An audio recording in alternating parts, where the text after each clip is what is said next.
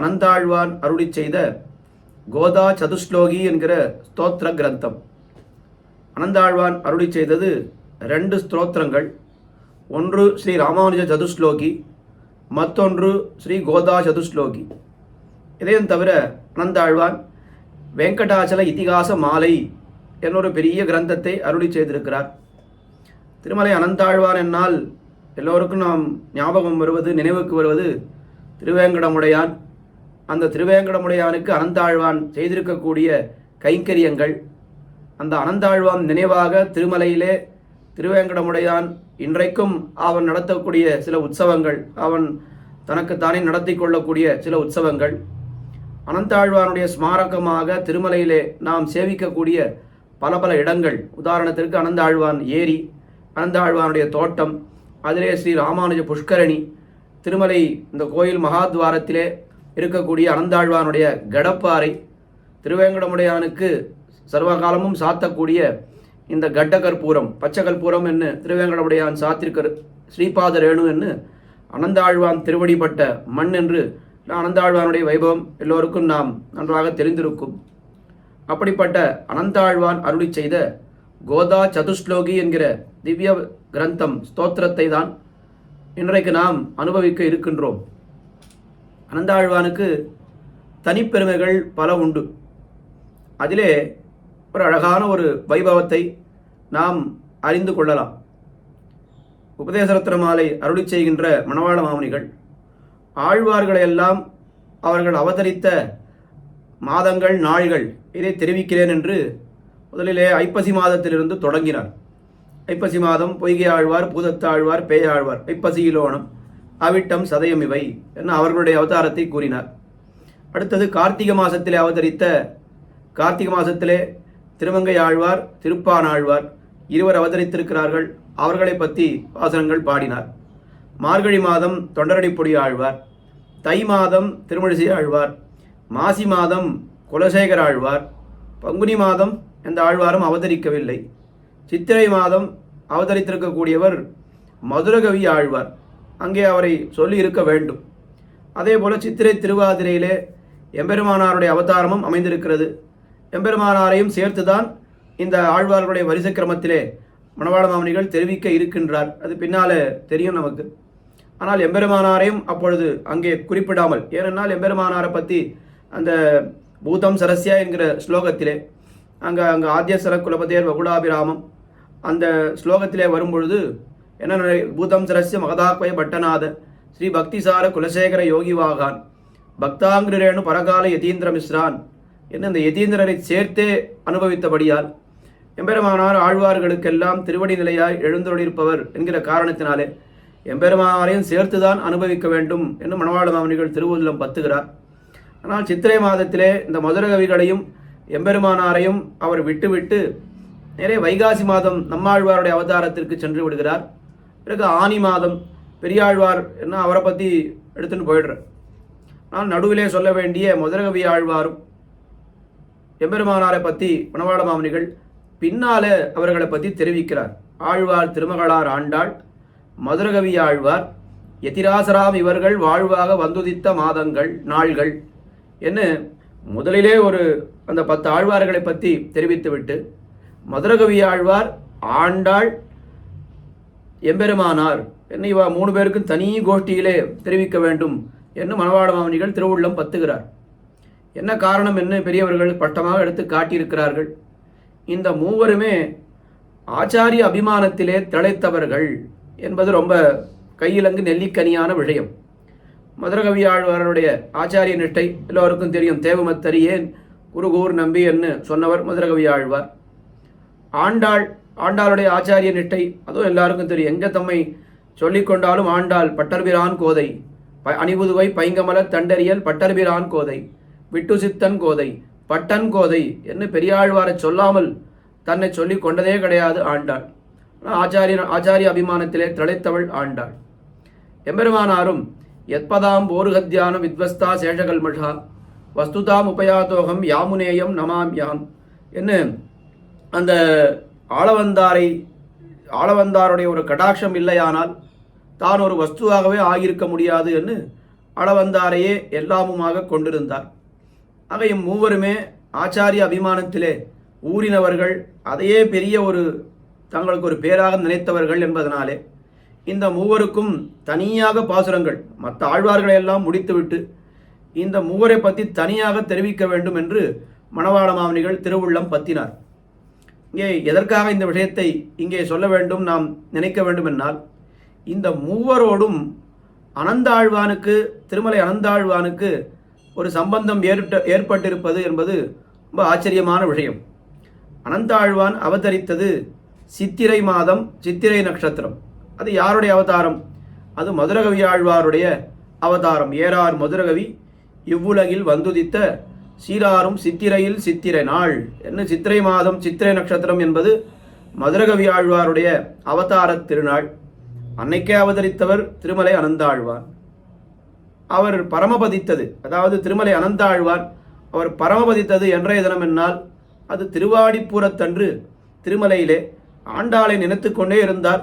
அப்படியே அவர் பரமபதித்து விட்டார் என்று பார்க்கிறோம். ஆனால் இன்றைக்கி கூட திருவாடிப்பூர உற்சவத்தன்னைக்கு மலையில் ஆண்டாள் என்று தனியாக ஆண்டாள் இருப்பதோ, திருப்பதியிலே கோவிந்தன் சன்னிதியிலே தான் ஆண்டாள் இருக்கிறார். திருமலையிலே ஆண்டாள் சந்நிதி, ஆண்டாளுக்குன்னு தனியாக உற்சவமோ எதுவும் கிடையாது. ஆனால் திருவாடிப்பூரத்தன்று திருவேங்கடமுடையான், அதாவது மலையப்ப சுவாமி அனந்தாழ்வான் தோட்டத்துக்கு எழுந்தருளி அனந்தாழ்வானுக்கு மாலை மரியாதை, ஷடாரி மரியாதை எல்லாம் சாதிக்கிறார். எதற்காகவென்றால் அனந்தாழ்வான் பரமபதித்த தினம் திருவாடிப்பூரம் என்பதனாலே தான் அந்த உற்சவம் நாளைக்கும் ரொம்ப விசேஷமாக நடந்து கொண்டு வருகிறது. அப்போ அவதரித்தது மதுரகவி ஆழ்வாருடைய அவதார நாளிலே அவதரித்தார். பரமபதித்தது ஆண்டாள் அவதரித்த நாள் திருவாடிப்பூரத்தன்று அனந்தாழ்வான் பரமபதித்தார். அவர் வாழ்ந்த காலம், அவர் யாரை ஆச்சாரியராக கொண்டிருந்தார், யாருடைய கைங்கரியமாக அவர் எல்லாவற்றையும் செய்தார் என்னால் எல்லாம் எம்பெருமானாருடைய கைங்கரியமாகத்தான், ஆச்சாரியனுக்கு பண்ணக்கூடிய கைங்கரியமாகத்தான் திருவேங்கடமுடையானுக்கே அவர் கைங்கரியம் பண்ணார். ஏன்னா பெருமாளே அவரை கூப்பிட்டு அவர் ஒரு வேடிக்கையாக ஒரு சரித்திரம் நடந்ததுன்னு சொல்கிறோம். திருவேங்கடமுடையான் அனந்தாழ்வானை கூட்டு அனுப்பினார்.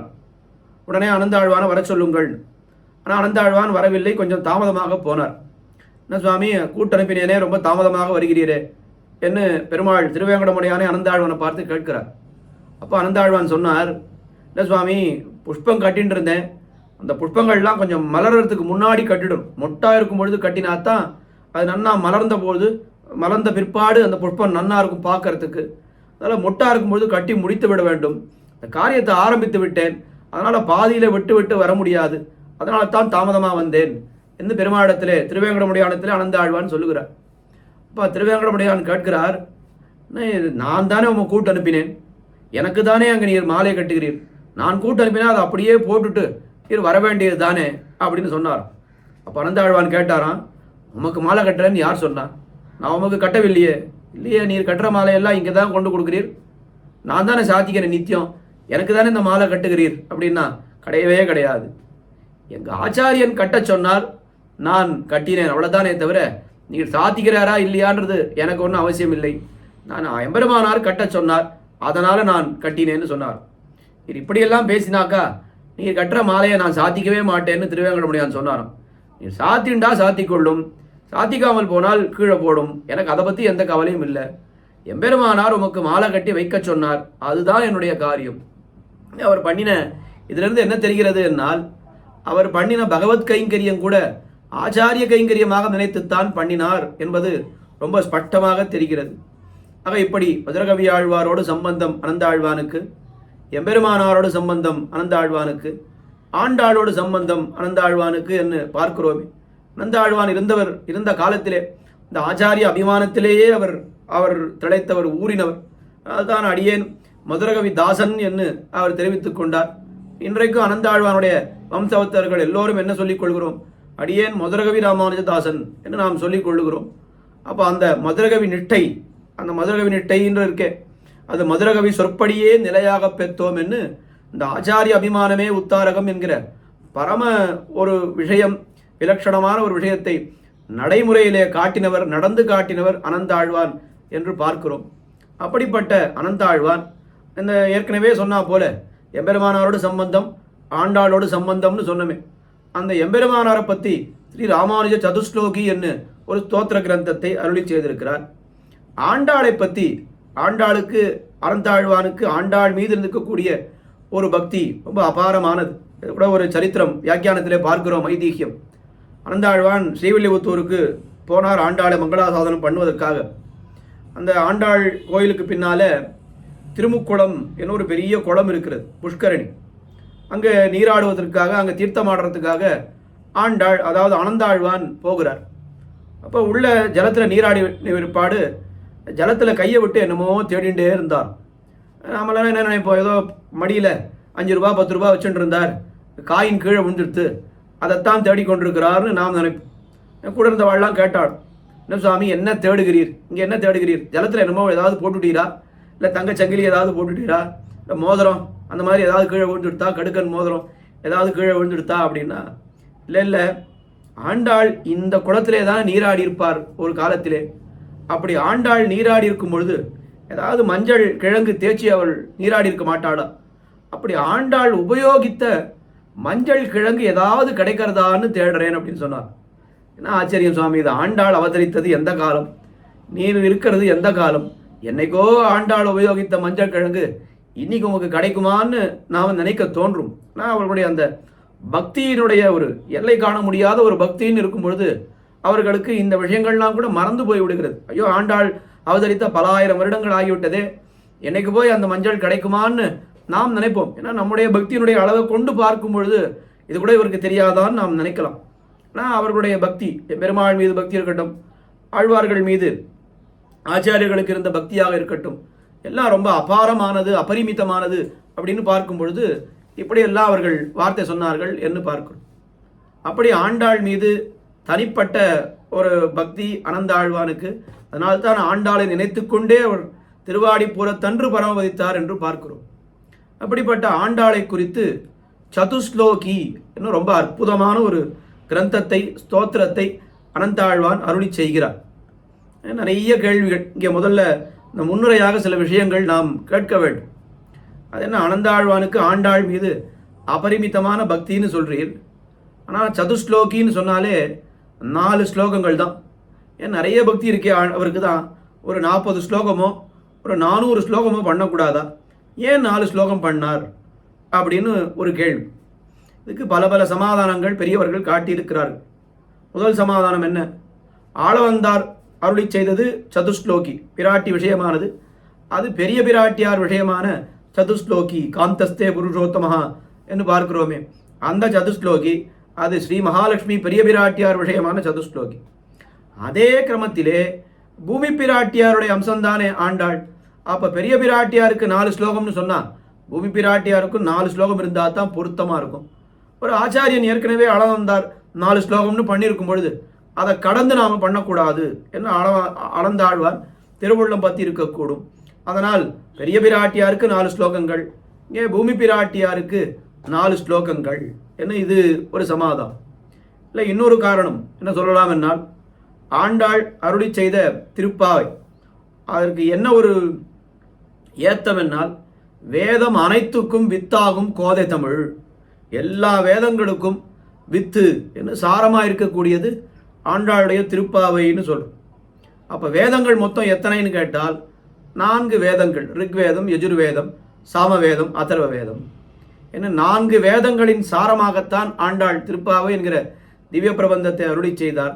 அதனால் அனந்தாழ்வானும் 4 வேதங்களின் சாரமாக 4 ஸ்லோகங்களை அருளி செய்தார் என்று ரொம்ப இது அற்புதமான ஒரு விளக்கம். அது அந்த அனந்தாழ்வான் அருளி செய்த கோதா சதுஸ்லோகியினுடைய தனியனிலேயே என்ன தெரிவிக்கப்படுகிறது என்னால், சக்கரே கோதா சதுஸ்லோகி யோ வேதார்த்த பிரகர்பிதாம், வேதத்தினுடைய அர்த்தம் இந்த இந்த சதுஸ்லோகியிலே இருக்கிறது ஏன்னா அப்படிதான் தனியன். அப்போ 4 வேதத்தினுடைய அர்த்தத்தை இங்கே சொல்ல வேண்டும் என்னால் அதுக்கு 4 ஸ்லோகம் என்ன, இதெல்லாம் ஒரு காரணங்கள் காட்டுகிறார். எல்லாத்த விட நமக்கு சௌகரியமாக ஒரு காரணம் நம்ம நல்லா தெரிஞ்சுக்கணும். அதாவது அனந்தாழ்வானுக்கு 4 ஸ்லோகமோ 40 ஸ்லோகமோ 400 ஸ்லோகமோ நிச்சயமாக பண்ண முடியும். ஆண்டாளுடைய வைபவமும் அதுக்கு இடம் கொடுக்கும் என்பதிலே எந்த விதமான ஒரு சந்தேகமும் கிடையாது. ஆனால் ஏன் அவர் பண்ணவில்லை, ஏன் 4ஓடு அவர் நிறுத்திவிட்டார் என்னால், நம்ம போன்றவர்கள் சொல்வதற்கு எளிதாக இருக்க வேண்டும். நித்தியானுசந்தானமாக இந்த ஸ்தோத்திரம் இருக்கிறது அப்படின்னு சொன்னால் அவன் 400 ஸ்லோகம் சொல்லிட்டான்னா நம்ம என்ன பண்ணுவோம்? சொல்லவே மாட்டோம். ஐயோ 400 ஸ்லோகம் இருக்கே சுவாமி, யார் சொல்கிறது, ரொம்ப கஷ்டம், மனப்பாடம் பண்ணுறதுக்கு நாழி ஆகும், சொல்கிறதுக்கும் நாழி ஆகும், இன்னொருத்தருக்கும் சொல்லிக் கொடுக்க முடியாதுன்னு கடைசியில் அந்த ஸ்தோத்திரன்றது புஸ்தகத்திலேயே இருந்துவிடும். ஆனால் 4 ஸ்லோகம் தான் அப்படின்னா அப்போ நாம் கூட என்ன நினைப்போம்? நம்முடைய அதாவது சக்திக்கும் ஞானத்துக்கும் அது கொஞ்சம் சரியாகவும் இருக்கிறது, மனப்பாடம் பண்ணுவதற்கும் ரொம்ப சுலபமாக இருக்கிறது அப்படின்னு பார்க்கும் பொழுது 4 ஸ்லோகம் தானே, நான் கொஞ்சம் கற்றுக்க முயற்சி பண்ணுறேன். நான் நித்தியானுசந்தானமாக சொல்லணும்னா ராமானுஜ சதுஸ்லோகியாக இருக்கட்டும், இல்லை இதுவாக இருக்கட்டும், கோதா சதுஸ்லோகியாக இருக்கட்டும், ரெண்டுமே 4 ஸ்லோகம் தான், இப்படி நடந்து போகிறதுக்குள்ளே சொல்லி முடிச்சிடலாம் அப்படின்னு நாம் அதை மனப்பாடம் பண்ணுவதற்கும் நாள்தோறும் அதை அனுசந்தானம் பண்ணுவதற்கும் பாங்காக இருக்கிறது என்கிற காரணமாக கூட இருக்கலாம் என்று நாம் லௌகிகமான ஒரு காரணம். இது அனந்தாழ்வான் இப்படி நினைத்து பண்ணாரான்னு நாம் கேட்க வேண்டாம். ஆனால் நமக்கு ரொம்ப சௌகரியமாக இருக்கிறது என்பது ரொம்ப ஒரு அழகான விஷயம். இதே மாதிரி பல பல காரணங்கள் காட்டுகிறார்கள். இப்படி முன்னாடியே சொன்னா போலே இந்த அனந்தாழ்வான் அருளி செய்த கோதா சதுஸ்லோகி இதனுடைய தனியனிலே என்ன தெரிவிக்கப்படுகிறது என்னால், சக்ரே கோதா சதுஸ்லோகி யோ வேதார்த்த பிரகர்பிதாம் ஸ்ரீ வெங்கடேச சத்பக்தம் தம் அனந்த குரும் பஜே. அனந்தாழ்வான் அவருக்கு என்ன பெருமை? ஸ்ரீ வெங்கடேச சத்பக்தம். கீழே என்ன சொன்னோம்?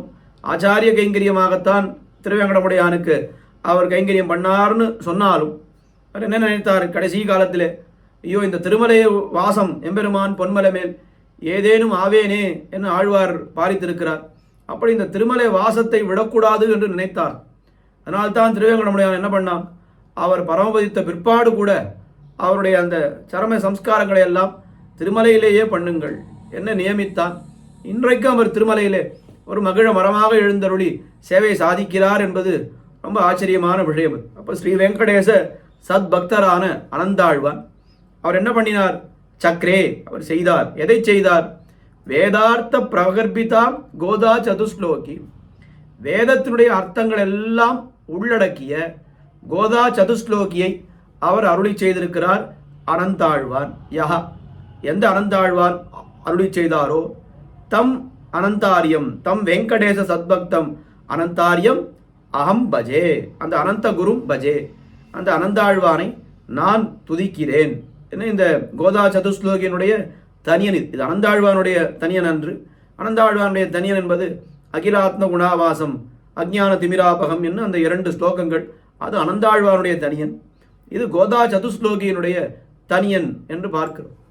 இதில் ஒரு கேள்வி, வேதார்த்த பிரகர்பிதாம்னு வேதார்த்தங்களை எல்லாம் உள்ளடக்கியது இந்த கோதா சதுஸ்லோகி என்று சொல்லப்பட்டிருக்கின்றதே, அப்படி என்ன வேதார்த்தம் இங்கே இருக்கிறது? ஆண்டாளை பற்றின ஸ்தோத்திரம் இங்கே இருக்கிறது, ஆண்டாளுடைய வைபவம் இங்கே தெரிவிக்கப்படுகிறதே தவிர இதில் வேதார்த்தம் இருக்கிறது அப்படின்னு சொன்னால் என்ன வேதார்த்தம் இருக்கிறது என்னொரு கேள்வி. இதில் முதல்ல வேதம்னா என்ன, இந்த வேதங்கள் நமக்கு என்னவெல்லாம் தெரிவிக்கிறது என்று நாம் தெரிந்து கொள்ள வேண்டும். வேதங்கள் நாம் தெரிந்து கொள்ள வேண்டிய விஷயங்கள் இந்த இந்த லோகத்தினுடைய வாழ்க்கைக்காக இருக்கட்டும், இல்லை மேலே இருக்கக்கூடிய வாழ்க்கைக்காக இருக்கட்டும், அது நாம் தெரிந்து கொள்ள வேண்டிய விஷயங்களைத்தான் வேதங்கள் கூறும். முக்கியமாக இந்த உபாயாம்சம் என்ன சொல்கிறோமே, என்ன ஜீவாத்மா போய் பரமாத்மாவை அடைவதற்கு என்ன உபாயம் என்று தெரிவிக்கக்கூடியது, அந்த உபாயாம்சத்தை நன்றாக வேதம் தெரிவிக்கும். அது ஒவ்வொரு இடத்துல ஒவ்வொன்றை உபாயமாக சொல்லும். கர்மயோகம்னு சொல்லும், ஞான யோகம், பக்தி யோகத்தை பற்றி நிறைய வேதங்கள்னா வேதாந்தங்கள் பக்தி யோகத்தை பற்றி நிறைய சொல்லும். ஆனால் அப்படி சொன்ன அதே வேதமே என்ன சொல்கிறது கடைசியில் அப்படின்னா, தஸ்மாத் ஞாசமேஷாம் தபசாம் அதிரிக்தமாகுஹு என்ன எல்லா வழியை விட சிறந்த வழி எதுன்னு கேட்டால் ஞாசம்ன்றது தான் சிறந்த உபாயம். ஞாசம்னா என்ன? அது எம்பெருமானிடத்திலே நம்முடைய எல்லா பொறுப்பையும் அவனிடத்திலே சமர்ப்பிப்பது, பிரபத்தி சரணாகதின்னு சொல்கிறோமே, அதுதான் மிகச்சிறந்த வழி என்று வேதமே தெரிவிக்கின்றது, வேதாந்தம் உபனிடதம் தெரிவிக்கின்றது. அந்த சரணாகதி பிரபத்தியை எம்பெருமானிடத்திலே நாம் செய்கிறோம் அப்படின்னு சொன்னால் அதற்கு நாம் சொல்லக்கூடிய ஒரு மந்திரம் ரகசியம் எதுன்னு கேட்டால் அது துவயமகா மந்திரம், ரகசிய திரயம்னு சொல்கிறோம். திருமந்திரம், துவயம், சரமஸ்லோகம். அதில் திருமந்திரத்துக்கு மந்திர ராஜம்னு பேர், துவயத்திற்கு மந்திர ரத்னம்னு பேர். மந்திர ரத்னானுசந்தான சந்தத ஸ்புரித அதரம் தத் அர்த்த தத்வ நித்யான சன்னத்த புலகோத்கமம் என்று மணவாள மாமுனிகள் சதா சர்வ காலமும் அந்த துவயத்தை தான் அனுசந்தித்து கொண்டிருந்தார் என்று எறும்பியப்பா நேரே கண்ட காட்சியை அப்படியே வர்ணிக்கிறார். அப்படி இருக்கும் பொழுது அந்த துவயத்தை சொல்லித்தான் எம்பெருமானிடத்திலே நாம் சரணாகதி செய்கிறோம் என்று நாம் பார்க்கிறோம். அந்த துவயம் இருக்கிறதே, அந்த துவயம் இந்த கோதா சதுஸ்லோகியிலே இந்த துவயத்தினுடைய அர்த்தம்தான் இங்கே காட்டப்படுகிறது என்பது ரொம்ப விசேஷம். அப்போ வேதங்கள், அந்த வேதத்தினுடைய சாரம், அந்த வேதம் நமக்கு விதிக்கக்கூடிய உபாயங்களில் முக்கியமான உபாயமாக இந்த பிரபத்தி சரணாகதி. இந்த சரணாகதியை நாம் அனுஷ்டிப்பதற்கு நாம் எதை கொண்டு அந்த சரணாகதியை அனுஷ்டிக்கிறோம் என்னால் துவயத்தை சொல்லித்தான் அந்த சரணாகதியை நாம் அனுஷ்டிக்கிறோம். அந்த துவயத்தினுடைய அர்த்தமாக இந்த கோதா சதுஸ்லோகி, அந்த துவயத்தை விவரிப்பதாக இந்த கோதா சதுஸ்லோகி அமைந்திருக்கிறதுன்னு சொன்னால் அப்போ வேதார்த்த பிரகர்பிதாம், என்னால் எல்லா சகல வேத சாரமான துவயம் இதிலே அடங்கி இருக்கிறது, துவயத்தினுடைய அர்த்தம் இதிலே தெரிவிக்கப்படுகிறது என்று சொல்லிவிட்டால் அப்போ இதுதான் சகல வேதத்தினுடைய சாரம் என்று தெரிந்து விடுகிறது. அப்படி துவயத்தினுடைய விவரணம்தான் திவ்ய பிரபந்தங்களே பார்த்தா கூட என்ன சொல்றா, திருவாய்மொழி 1000 அது துவயத்தை விவரிக்க வந்தது. துவயார்த்தம் தீர்க்க சரணாகதி என்றது சார சங்கிரகத்திலே என்றெல்லாம் தெரிவிக்கிறார்கள். அப்படி துவயத்தினுடைய அர்த்தம் தான் திருவாய்மொழி தெரிவிக்கிறது. அதே போல இந்த கோதா சதுஸ்லோகியும் துவயத்தினுடைய அர்த்தத்தை தான் தெரிவிக்கிறது என்று காட்டுகிறார். எப்படி சுவாமி துவயத்தினுடைய அர்த்தத்தை இது தெரிவிக்கிறது என்று கேள்வி. ஸ்தோத்திரங்களை எல்லாம் அனுபவித்து விட்ட பிற்பாடு கடைசியாக அந்த விஷயத்துக்கு வருவோம். உபன்யாசத்தினுடைய ஒரு நிறைவு பகுதியாக அந்த விஷயத்துக்கு வருவோம். எப்படி இது துவயத்தினுடைய அர்த்தத்தை விவரிக்கிறது என்று கடைசியிலே வருவோம். அதில் ஸ்லோகங்கள் 4 ஸ்லோகங்கள் என்பதனாலே 4 ஸ்லோகத்தையும் சுருக்கமாக நாம் பார்த்து விடலாம். நிறைய ஸ்லோகங்கள் இருந்தால் அதில் நாம் என்ன, நமக்கு உபன்யாசம் பண்ணுறவாளுக்கு என்ன ஒரு கஷ்டம்னு கேட்டால், இது எந்த ஸ்லோகத்தை எடுத்து சொல்கிறதுன்னு 100 ஸ்லோகம் இருக்குது. ஒரு ஸ்தோத்திரத்தினம் போல் 65 ஸ்லோகம் இருக்குதுன்னு சொன்னால் ஐயோ இதில் எது எடுக்கிறது எதை விடுறதுன்னு நமக்கு கஷ்டம். ஆனால் அனந்தாழ்வான் பண்ணினா சதுஸ்லோகியிலே 4 ஸ்லோகம் தான் இருக்குது என்பதனாலே என்ன நமக்கு சௌகரியம்னா 4 ஸ்லோகத்தையும் சுருக்கமாக எடுத்து தெரிவித்து விடலாம். அவ்வளோதான் அர்த்தமானா. நியாயமாக பார்த்தால் ஒவ்வொரு ஸ்லோகத்தையும் 1 மணி காலம் 1.5 மணி காலம் ஒரு உபன்யாசமாகவே பண்ண வேண்டும். அத்தனை அர்த்தங்கள் பொதிந்து கிடக்கிறது இந்த கோதா சதுஸ்லோகியிலே. ஆனால் நமக்கு இருக்கக்கூடிய ஒரு அவகாசத்திலே நமக்கு சொல்லக்கூடிய ஒரு சக்தியையும் பார்த்தால் ஒரு 4 ஸ்லோகத்தை 1 மணி காலத்துக்குள்ளே சுருக்கமாக அனுபவித்து விடலாம் என்ற அடியேன் ஸ்லோகத்தினுடைய ரொம்ப ஒரு என்ன சொல்கிறது மேலெழுந்த வாரியான அர்த்தத்தை அதை மட்டும் இங்கே தெரிவிக்கிறேன். முதல் ஸ்லோகத்திலே ஆண்டாளுடைய அந்த வாக்கு வைபவத்தை அனந்தாழ்வான் ரொம்ப கொண்டாடுகிறார். ஆண்டாளுடைய வைபவம்னு சொல்லி அது ஒரு ஆண்டாளுடைய வாக்கு வைபவம். எம்பெருமானுக்கு ஆண்டாள் மீது இருக்கக்கூடிய ஒரு பிரேமம், அதாவது ஆண்டாளுக்கு எம்பெருமான் மீது இருக்கக்கூடிய பிரேமம் இல்லை, எம்பெருமானுக்கு ஆண்டாள் மீது இருக்கக்கூடிய ஒரு ஈடுபாடு பிரேமம், அதையெல்லாம் தெரிவித்து அப்படிப்பட்ட ஆண்டாள் எனக்கு அனுகிரகம் பண்ணட்டும் என்று முதல் ஸ்லோகத்திலே அதாவது அனந்தாழ்வான் பிரார்த்திக்கிறார். நித்யாபூஷா நிகமசிரசாம் நிசமோ துங்கவார்த்தா காந்தோ யஸ்யாஹ கஷவிலுலிதைஹி காமுகோ மால்யரத்னைஹி சூக்த்யா யஸ்யாஹ ஸ்ருதி சுபகயா சுப்ரபாதா தரித்ரி சைஷா தேவி சகலஜனனி சிஞ்சதாம் மாமபாங்கைஹி. இது முதல் ஸ்லோகம். நம்ம நேர அப்படியே மேலெழுந்த வாரியான பதார்த்தங்களை பார்த்தால் என்ன அர்த்தம்? நிகம சிரசாம் நித்யாபூஷா. நிகம சிரசு என்னால் வேதாந்தங்கள். நிகம சிரசாம் அந்த வேதாந்தங்களுடைய தலைக்கு அதனுடைய நித்யாபூஷா நித்தியமான ஆபரணமாக விளங்கக்கூடியது எதுன்னு கேட்டால் நிசமோ துங்கவார்த்தா. ஆண்டாளுடைய அந்த அருளி செயல்கள், குறிப்பாக திருப்பாவை ஆண்டாளுடைய அருளி செயல் இருக்கிறதே, இது வேதாந்தங்களுக்கு ஒரு ஆபரணமாய் விளங்குகிறது. நிசமோ துங்க வார்த்தா, ஆண்டாளுடைய வார்த்தைக்கு சமமான வார்த்தையும் கிடையாது, அதற்கு மேம்பட்டதான ஒரு அருளி செயலும் கிடையாது இல்லையா. சமமாக இல்லாத இருக்கக்கூடிய விஷயங்கள், சமமாக இல்லாத சிலது இருக்கும். ஆனால் மேம்பட்டதுன்னு சில இருக்கலாம். நிறைய விஷயங்கள் நாம் லௌகிக்கத்தில் பார்க்கும் பொழுது இதுக்கு சமமானது கிடையாதுன்னு சொல்லுவாள், ஆனால் மேம்பட்டது இருக்கும். இதுக்கு மேம்பட்டது கிடையாதுன்னு சொல்லுவாள், ஆனால் சமமானது பல இருக்கும். ஆனால் ஆண்டாளுடைய அருளி செயல்களை எடுத்து பார்த்தால் அதற்கு சமமான வேறொரு கிரந்தமும் கிடையாது, அதற்கு மேம்பட்ட வேறொரு கிரந்தமும் கிடையாது. நிஸ்ஸம உத்துங்க வார்த்தா, அது எப்படிப்பட்டது?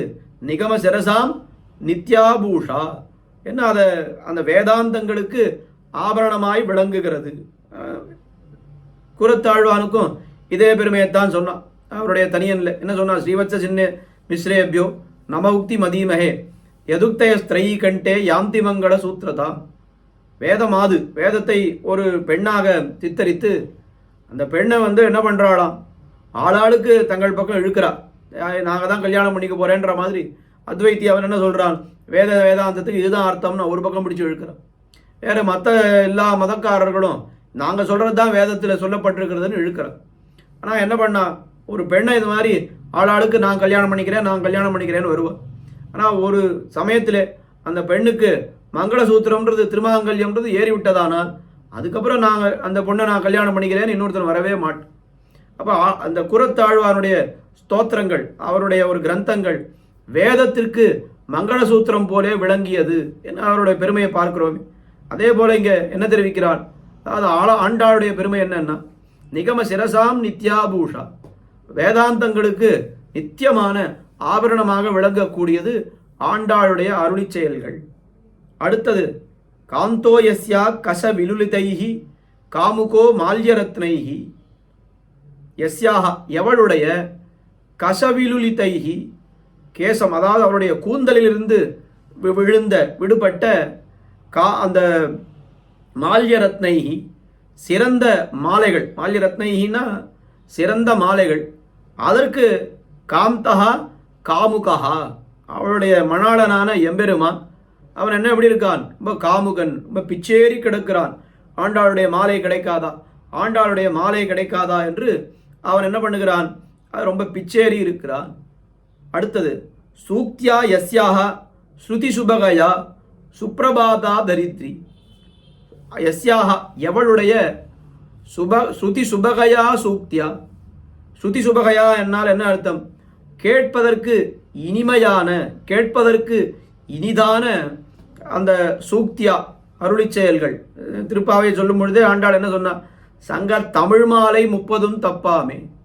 அது என்ன தமிழ் மாலை 30 தப்பாமேன்னா என்ன அர்த்தம், ஏற்கனவே 30 பாசுரங்கள் தெரிவித்தாகிவிட்டது, இதில் தமிழ்னு புதுசாக சொல்லணுமான்னு மார்கழி திங்கள் மதி நிறைந்த நன்னாளால்னு சொல்லும் பொழுதே அது தெரிந்து விட்டது. ஏன் அங்கே தமிழ் மாலைன்னு சொன்னார்னா, இந்த தமிழ்ன்ற வார்த்தைக்கு தமிழ் பாஷையை மட்டும் குறிக்கும்னு அர்த்தம் கொள்ள வேண்டாம். தமிழ் பாஷையிலே தமிழ் என்ற வார்த்தைக்கு என்ன அர்த்தம் என்று பார்க்க வேண்டும், நிகண்டுவிலே என்ன அர்த்தம்னு பார்க்க வேண்டும். அங்கே என்ன தெரிவிக்கப்பட்டிருக்கிறது, இனிமையும் நீர்மையும் தமிழ் என்னலுமாம். நீர்மை என்னால் எளிமை, வேதாந்தம் அதுவே தன்னை வெளிமைப்படுத்தி திருவாவையாக தானே வெளியிட்டு கொண்டது. அந்த வேதாந்தங்கள் ஆண்டாளுடைய திருவாக்கிலிருந்து திருப்பாவையாக வெளிவந்தது, அது நீர்மைன்னு சொன்ன. அப்போ இனிமை என்று சொன்னால் என்னதான் வேதாந்தங்களை நாம் வடமொழியிலே கற்றாலும் பயின்றாலும் அது கொஞ்சம் கரடு முரடாகத்தான் இருக்கும். ஆனால் அது எப்போ தன்னை தாழ விட்டு திருப்பாவையாக மாறிவிட்டதோ அது ரொம்ப இனிமையாக இருக்கிறது. எத்தனை பேருக்கு திருப்பாவை 4000 திவ்ய பிரபந்தத்தை பற்றி தெரியாது, ஆழ்வார்கள்னா யாருன்னு தெரியாது, அருளி செயல்னா யாருன்னு தெரியாது. ஆனால் அப்படி இருக்கக்கூடியவர்கள் கூட திருப்பாவைனா அது தெரியுமே, திருப்பாவை மார்கழி மாதம் கோயிலெல்லாம் பாடுவாளேன்னு லோகத்தில் இருக்கக்கூடிய அத்தனை ஜனங்களும் அந்த விஷயத்தை தெரிந்து கொண்டிருக்கிறார்கள் என்னால் அதனுடைய இனிமை. திருப்பாவை பாசுரங்கள் பல பேருக்கு தெரியும், இந்த 30 பாசுரங்கள் தெரியாதவர்களே கிடையாது என்ற அளவுக்கு கோதை தமிழ் 5 அறியாத மானிடரை வையம் சுமப்பதும் வம்பு என்னெல்லாம் சொல்கிறோமே. அப்படி அந்த இனிமையான சூக்திகள், எஸ்யாக ஸ்ருதி சுபகையா காதுக்கு இனிமையான அந்த சூக்திகளாலே தரித்ரி சுப்ரபாதா அபவத். தரித்ரி என்னால் அந்த பூலோகம், பூமி இல்லையா, தரித்ரி என்ன பேர், அதுக்கு சுப்ரபாதா, அந்த பூமிக்கு ஒரு விடிவு ஏற்பட்டதோ அப்படிப்பட்ட சைஷாதேவி சகல ஜனனி மபாங்கைஹி சிஞ்சதாம். அப்படிப்பட்ட தேவியான ஆண்டாள் அவள் யாருன்னு கேட்டால் சகல ஜனனி, லோகம் மொத்தத்துக்கும் நல்லதையே தேடுபவள் ஆண்டாள், எல்லோருக்கும் ஜனனியா இருக்கக்கூடிய ஆண்டாள் மாம் அபாங்கைஹி சிஞ்சதாம், என்னை தன்னுடைய கடைக்கண் பார்வையாலே என்னை நன்றாக நினைக்கட்டும் என்று ஆண்டாளுடைய அந்த ஒரு கருணை, அதை ஆண்டாளுடைய ஒரு கடாட்சத்தை இந்த பாசுரத்திலே பிரார்த்திக்கிறார் திருமலை அனந்தாழ்வார். மேலோட்ட பதார்த்தம் இது. இதில் நிறைய விஷயங்கள், இதில் இந்த ஸ்லோகத்திலே பல பல விஷயங்கள் எல்லாம் இங்கே நாம் சுவாபதேசமாகவும் இதில் பெரிய பெரிய அர்த்தங்களாகவும் அடங்கி இருக்கின்றது என்று பார்க்கிறோம். நித்யாபூஷா நிகமசிரசாம் நித்யாபூஷா, வேதாந்தங்கள் எத்தனையோ காலமாக, அனாதி காலமாக எல்லா வேதாந்தங்கள் இருக்கின்றன. ஆனால் அதெல்லாம் யாரும் சீண்டுவாரே இல்லை.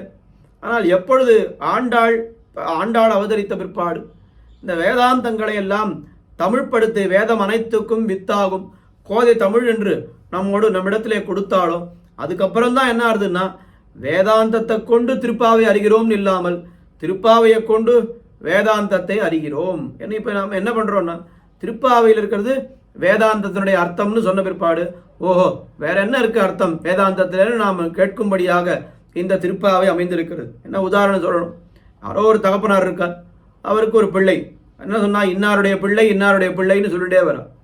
ஆனால் என்ன ஆயிடுறார், ஒரு சமயத்தில் அந்த தகப்பனாரை காட்டிலும் இந்த பிள்ளை ரொம்ப உயர்ந்தவராகி விடுகிறார், ரொம்ப பிரபலமாகிடுறார். அப்போ என்ன ஆயிடுறதுன்னா, இந்த இன்னாருடைய பிள்ளைன்ற வார்த்தை போய் இன்னாருடைய தகப்பனார் தான் இவர்ன்ற வார்த்தை வந்துடுறது. அப்போ வேதாந்தத்திலிருந்து நாம் திருப்பாவை அறிந்து கொள்வது போய் திருப்பாவையிலிருந்து நாம் வேதாந்தத்தை அறிந்து கொள்கிறோம். திருப்பாவையில் சொல்லியிருக்கிறது வேதாந்த கருத்துக்கள் அப்படின்னா, அப்போ வேதாந்தம்ல நிறைய நல்ல கருத்துக்கள் இருக்குன்னு, ஏன்னா திருப்பாவை நன்னா இருக்கு, இதில் இருக்கக்கூடிய கருத்துக்கள் எல்லாம் நன்னா இருக்குன்னு நாம் எல்லாருக்கும் நன்னா தெரியும். அப்படிப்பட்ட திருப்பாவை இதன் மூலமாக நாம் வேதாந்தத்தை அறிகிறோம். திகம சிரசாம் நித்யாபூஷா, என்ன வேதாந்தங்களுக்கே ஒரு ஆபரணமாக திகழக்கூடியது. என்னதான் வேதாந்தம்னு சொன்னாலும் இந்த ஆபரணத்தை சாத்தின பிற்பாடுதான் அந்த வேதாந்தங்களுக்கு உண்மையான அழகே ஏற்பட்டது. நிகம சிரசாம் நித்யாபூஷா நிசமோ துங்க வார்த்தா, இது சொல்ல வேண்டிய அவசியமே இல்லை. ஆண்டாளுடைய அருளிச்செயல்களாக இருக்கட்டும், மற்ற ஆழ்வார்களுடைய அருளிச்செயல்களாக இருக்கட்டும், அதுக்கு சமமான அருளிச்செயல், அதுக்கு சமமான ஒரு கிரந்தம்னு வேறொரு கிரந்தத்தை நாம் எடுத்து காட்டவே முடியாது. சமமானதே காட்ட முடியாதுன்னா அதை விட சிறந்த ஒரு கிரந்தம் காட்ட முடியுமான்னா நிச்சயமாக காட்டவே முடியாது. நிசம உத்துங்க வார்த்தா. அதற்கு மேலே ரொம்ப அழகான விஷயம், எஸ்யாஹா கஷ விலுலிதைஹி காமுகா காந்தா காமுகா மால்யரத்னைஹி காமுகா காந்தா. ஆண்டாளுடைய இந்த சரித்திரம் எல்லாருக்கும் தெரியும். நித்தியம் பெரியாழ்வார் ஆண்டாளுக்கு வடபத்திர சாயிக்கு மாலை கட்டி வைத்திருப்பார். ஆனால் ஆண்டாள் என்ன பண்ணுவார், அவருக்கு தெரியாமல் அவர் வருவதற்கு முன்னாலே அந்த மாலையை தான் சாத்தி கொண்டு கண்ணாடியிலே அவள் அழகு பார்ப்பாள். நான் இந்த மாலையை சாத்திட்டு நான் அழகாக இருக்கேனான்னு பார்த்துக்க. ஆனால் இப்படியே ரொம்ப நாள் நடந்துட்டுருக்கு. திடீர்னு ஒரு நாள் பெரியாழ்வார் வந்து பார்த்துடுறார், பெருமாளுக்கு கட்டி வைத்திருந்த மாலையை இந்த குழந்தை தான் போட்டுருத்தே அப்படின்னு ஆண்டாள் தோஷமாக எடுத்து அதனால் மாலையை சாத்தாமல் விட்டு விடுகிறார். ஆனால் வடபத்திர சாயி அவரை வந்து சொப்பனத்தில் ஏன் இன்னைக்கு மாலை சாத்தவில்லைன்னு கேட்கிறார். கேட்டபொழுது அவர் என்ன சொன்னார், பெரியாழ்வார், இல்லை மாலை கட்டி வச்சுருந்தேன், ஆண்டாள் சாத்தின்ட்டுட்டா, ஆண்டாள் குழந்தை மனுஷா சாத்தின்ற மாலையை போய் பெருமாளுக்கு எப்படி சாத்துறது, அதனால் சாத்தவில்லைன்னு சொன்னார். இல்லை இன்னொரு ஒரு நாள் அவர் பெருமாளுக்கு மாலை சாத்த போது ஆண்டாளுக்கு சாத்தின மாலை தான் ரொம்ப உகந்தது, அதில் இருக்கக்கூடிய வாசனை ஆண்டாள் சாத்தாத மாலையில் இல்லவே இல்லை என்று பெருமாளே தெரிவித்து விட்டார். அதனால் அன்னிலிருந்து என்ன சொல்லிவிட்டார் பெருமாள், இனிமேல் எப்போ எனக்கு மாலை கட்டி கொடுத்தாலும் ஆண்டாள் அதாவது இந்த கோதை சாத்தி கொண்ட மாலையைத்தான் நான் சாத்தி கொள்வேன் என்று பெருமாள் தெரிவித்து விட்டார். அதிலிருந்து என்ன பண்ணார் பெரியாழ்வார், நித்தியம் ஆண்டாளுக்கு மாலையை சாத்தி தான் அது வடபத்திர சாயிக்கே சாத்துவோம். இது ஏதோ ஆண்டாள் இருந்த காலத்தில் மட்டும் நடந்ததுன்னு இல்லை. இந்த ஒரு வைபவமானது, இந்த ஒரு கிரமமானது இன்றைக்கும் நாளைக்கும் கூட ஸ்ரீவில்லிபுத்தூரிலே அது நடைபெற்று கொண்டு வருவது கண்கூடாக பார்க்கலாம். எப்படி நடக்கிறதுனா, ஆண்டாளுக்கு இன்னைக்கு ஒரு மாலை சாத்தி வச்சிருக்கு. ஆண்டாளுக்கு இன்னைக்கு நாள் முடிஞ்ச உடனே நாளை கார்த்தால விஸ்வரூபம் நடக்கும். முதல்ல ஆண்டாள் சன்னிதியிலே விஸ்வரூபம் நடக்கும். நடந்த உடனே அந்த நேற்று ராத்திரி சாத்தின்ற மாலையை ஆண்டாள் களைஞ்சு ஒருத்தர்கிட்ட கொடுத்துருவா, தட்டில் எடுத்துன்னு வருவா. நேராக அந்த தட்டோடு வந்து வடபத்திரசாயி சந்நிதியிலே அவருக்கு விஸ்வரூபம் நடக்கும். விஸ்வரூபம் நடந்த உடனே இந்த ஆண்டாள் நேத்திக்கு சாத்தின்றாலே அந்த மாலையை வடபத்திரசாயி சாத்திப்பார். வடபத்திரசாயி சாத்தின்ற மாலையை எடுத்து நேராக போய் பெரியாழ்வாருக்கு கொடுத்துரும். ஆண்டாள் முதல்ல சாத்திக்கிறா மாலையை. ஆண்டாள் மாலையை வடபத்திரசாயி சாத்திக்கிறார், வடபெரும் கோயிலுடையான். அவர் சாத்தின்ற மாலையை பெரியாழ்வார் சாத்திக்கிறார். எப்படி என்ன ஒரு கிரமம் பாருங்க, ரொம்ப ஆச்சரியமான கடம். அப்போ ஆண்டாள் சாத்தின்ற மாலையைத்தான் சாத்திக்க வேண்டும் என்று எம்பெருமான் பிச்சேரி கிடக்கிறான் என்று சொன்னது அது ஏதோ விபவ காலத்தோடு முடிந்த விஷயமே இல்லை. அது இத்தனை 1000 வருடங்கள் ஆன பிற்பாடும் கூட அந்த ஆண்டாள் சாத்தி கலைந்த மாலையைத்தான் சாத்திப்பேன் என்று எம்பெருமான் அது விடாமல் இன்றைக்கும் அது அனுஷ்டானத்திலே கொண்டிருக்கிறான். அது கச விலுல தைகி, ஆண்டாளுடைய அந்த கூந்தலிலிருந்து விழுந்த மாலைகள், அதைத்தான் கூந்தலிலிருந்து விழுந்த மாலைகள்லாம் என்ன அர்த்தம்? இந்த மாலையிலே ஆண்டாளுடைய கூந்தல் அதிலே இருந்தது, ஒரு கேசபாசங்கள் அதிலே இருந்தது. அதைத்தான் எம்பெருமான் ரொம்ப விரும்பி சாத்தி கொள்கிறான். என்ன ரொம்ப ஆண்டாளுக்கு என்ன பெருமை? முதல்ல நிசம உத்துங்க வார்த்தான்னு சொன்னான். நிகம சிரசாம் நித்யாபூஷா என்று சொன்னான். ஆண்டாளுடைய அருளிச்செயலுடைய பெருமையை சொன்னார்கள். அதாவது திரு அனந்தாழ்வான் ஆண்டாளுடைய அருளிச்செயலுடைய பெருமையை சொன்னார். ஆண்டாள் சாத்தி கொண்ட அந்த மாலை இருக்கிறது, அதனுடைய பெருமை எம்பெருமானே ரொம்ப விரும்பி அந்த மாலையை சாத்தி கொள்கிறான். அந்த அனுஷ்டானம் இன்றைக்கும் தொடர்கிறது என்று அந்த ஒரு விஷயத்தை இரண்டாவதாக சொன்னார் அனந்தாழ்வான். மூன்றாவதாக எஸ்யா, யாருடைய எவளுடைய அந்த காதுக்கு இனிமையான அந்த சூக்தியாலே தரித்ரி சுப்ரபாதா, இங்கே உலகத்துக்கு எல்லாம் விடியல், ஒரு வெளிச்சம் விடியல் ஏற்பட்டது என்று வைத்து கொள்ள வேண்டும். அப்படி அவளாலே தான் இங்கே இந்த இருளெல்லாம் போய், இருள்னா நாம் புறவிருளை நினைத்து கொள்ளக்கூடாது. நம்மாழ்வாரை பற்றி சொல்லும்போது கூட வகுளபூஷண பாஸ்கரர்னு சொல்கிறேன்.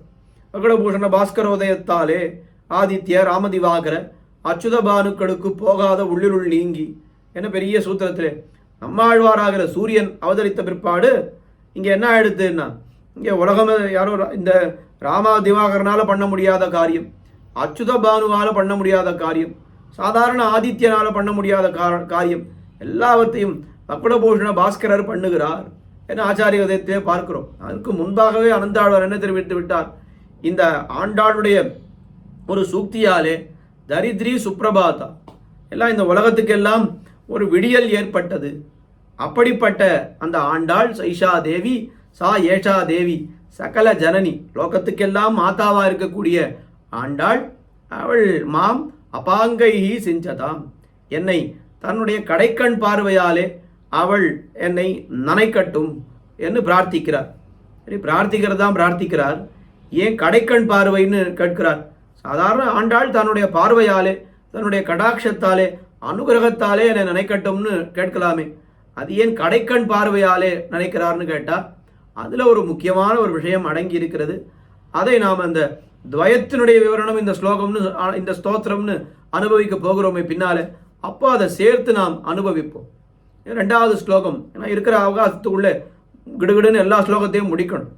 2வது ஸ்லோகம் ரொம்ப அழகான ஸ்லோகம். ஆண்டாளுடைய பெருமையெல்லாம் சொல்லி, ஆனால் அவ்வளோ பெருமை வாய்ந்த ஆண்டாளே, நீர் எப்படி இவ்வளோ சாதாரணமாக எல்லோரும் கிட்டி ஆசிரியிக்கும்படி இருக்கிறீர் என்ன ஆண்டாளை பார்த்து கேட்கிறா போல அமைந்திருக்கிறது. மாதா சேத் துளசி பிதா யதி தவ ஸ்ரீ விஷ்ணு சித்தோ மகான் பிராதா சேத் யதிசேகரா பிரியதமஹ ஸ்ரீரங்கதாமா யதி ஞாதாரஸ்தனயா ஸ்வதுக்தி சரச தன்யேன சம்வர்திதாஹ கோதாதேவி கதம் த்வமன்ய சுலபா சாதாரணா ஸ்ரீரசி. ஆண்டாளுடைய சம்பந்தம் பெற்றவர்களெல்லாம் யார் என்ன அப்படியே பட்டியலிடுகிறார். மாதா சேத் துளசி, ஆண்டாளுடைய மாதா யார்? தாயார் யாருன்னா துளசி செடியிலே ஆண்டாள் அவதாரம்னு பார்க்கிறோம். அப்போ தாயார் துளசி தான் ஆண்டாளுடைய தாயார். பிதா யதி தவ ஸ்ரீ விஷ்ணு சித்தோ மகான், ஆண்டாளுடைய தகப்பனார் யார்? அவர் பெரியாழ்வார், அவர் தான் ஆண்டாளுடைய தகப்பனார். அவர் எவ்வளவு பெரியவர்! ஏன்னா இவருடைய தாயார் இவருடைய தகப்பனார்னு சொல்லும் பொழுது அவர்களுக்கு உண்டான பெருமையை எல்லாம் நாம் நினைத்து பார்க்க வேண்டும். பிதா யதி தவ ஸ்ரீ விஷ்ணு சித்தோ மகான் பிராதா சேத் யதிசேகரா. சரி, இவருடைய ஆண்டாளுடைய அண்ணா அவர் யாருன்னா அவர் தான் கோயிலண்ணன், எம்பெருமானார் தான் உனக்கு அண்ணன். பிரியதமஹா ஸ்ரீரங்கதாமா யதி, அவருடைய மணாளன் யார் என்று கேட்டால் அது ஸ்ரீரங்கநாதன், பெரிய பெருமாள் ரங்கநாதன் நம்பெருமாள் தான் இவளுக்கு மணாளன். சரி, இவருடைய பிள்ளைகள் யார் என்று கேட்டால் ஞாதாரா தனையாக ஆண்டாள். இவருடைய உமது பிள்ளைகள் யார் என்று கேட்டால் ஞானிகள், அதாவது ஞானவான்கள் தான் உம்முடைய பிள்ளைகள். இப்படி இருக்கக்கூடிய கோதாதேவி கதம் துவம் அந்நிய சுலபா, இவ்வளவு பெருமைகள் வாய்ந்த நீர் எப்படி இருக்கிறீர்? சாதாரண ஸ்ரீரசி, ரொம்ப எல்லோரும் கிட்ட தகுந்த கிட்டி ஆசிரியக்கக்கூடிய ரொம்ப எளிமையே வழிபடுத்தவளாக எப்படி இருக்கிறீர் என்று இது ஸ்லோகத்தினுடைய பதார்த்தம். இது ஸ்லோகத்தினுடைய வியாக்கியானமோ அந்த இருக்கக்கூடிய ஆழ்பொருளை பார்க்க வேண்டுமானால் ஒவ்வொரு வார்த்தையும் எடுத்து நாம் நன்றாக அனுபவிக்க வேண்டும். மாதா சேத் துளசி, உன்னுடைய மாதா யாரு என்னால் துளசி தான் உன்னுடைய மாதான்னு சொன்ன. துளசிக்கு தான் உன்னுடைய மாதான்னு சொன்ன பிற்பாடு நாம் என்ன பண்ணணும்? துளசியினுடைய பெருமைகளை எல்லாம் நாம் ஒரு நிமிஷம் இங்கே நினைத்து பார்க்க வேண்டும். எத்தனையோ செடிகள் இருக்கின்றன, எத்தனையோ இலைகள் இருக்கின்றன. ஆனால் துளசிக்கு உண்டான மகிமை வேறு எதுக்கும் கிடையாதுன்னு பார்க்கிறோம். துளசி மகாத்மியம்னு இதுன்னு பெரிய பெரிய புஸ்தகங்கள்லாம் போட்டிருக்கோம். என்ன துளசிக்கு என்ன பெருமை, திருத்துழாய்க்கு என்ன பெருமைன்னு கேட்டால் இந்த அனன்யார்கம்னு அதுதான் ரொம்ப பெருமை துளசிக்கு. இப்போ இந்த துளசி இல்லாமல் எம்பெருமானுக்கு ஒரு பூஜையும் பண்ணவே முடியாது. கோயிலில் திருவாரதம் நடக்கிறது, கோயிலில் இல்லை, நம்ம ஆங்கள்லேயே திருவாரதம் நடக்கிறதுன்னு சொன்னால் கூட என்ன வஸ்து இல்லைன்னாலும் அதற்கு மாற்றாக ஏதாவது ஒரு வஸ்துவை வச்சுக்கலாம். ஆனால் துளசி இல்லாமல், திருத்துழா இல்லாமல் திருவாராதனத்தை ஆரம்பிக்கவே முடியாது. அப்போ திருத்துழா இல்லாமல் எம்பெருமானுக்கு பூஜையே கிடையாது அப்படின்னு ஒரு விஷயம். ஆனால் இன்னொரு விஷயம் என்ன ஆச்சரியமான விஷயம்னா, இந்த துளசி என்பது எம்பெருமானுடைய பூஜையை தவிர வேறு எந்த தேவதையினுடைய பூஜைக்கும் பயன்படாத ஒரு வஸ்து. வேறு எந்த ஒரு தேவதைக்கும் வேறு ஏதோ ஒரு நம்ம தேவதாந்திரத்துக்கு போகிறோன்னா அங்கே கொண்டு போய் துளசி யாராவது கொடுப்பாளா? துளசியை கொண்டு அவள் பூஜை பண்ணுவாளா? கிடையவே கிடையாது. அப்போ அனன்யார்கம்னு சொன்னால் பகவான் ஒருத்தனுக்கே ஆட்பட்டிருத்தல், அதுதானே அனன்யார்கம்னு சொல்கிறோம்.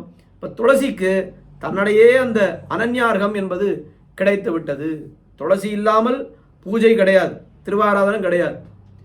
இந்த எம்பெருமானுக்கு தவிர வேறொரு தேவதைக்கு இந்த துளசியை கொண்டு போய் சமர்ப்பிப்பாரும் கிடையாது. எந்த தேவதையும் அந்த துளசியை வச்சு அந்த தேவதைகளுக்கு பூஜை பண்ணுவதாக நாம் கேட்டதும் இல்லை, பார்த்ததும் இல்லை.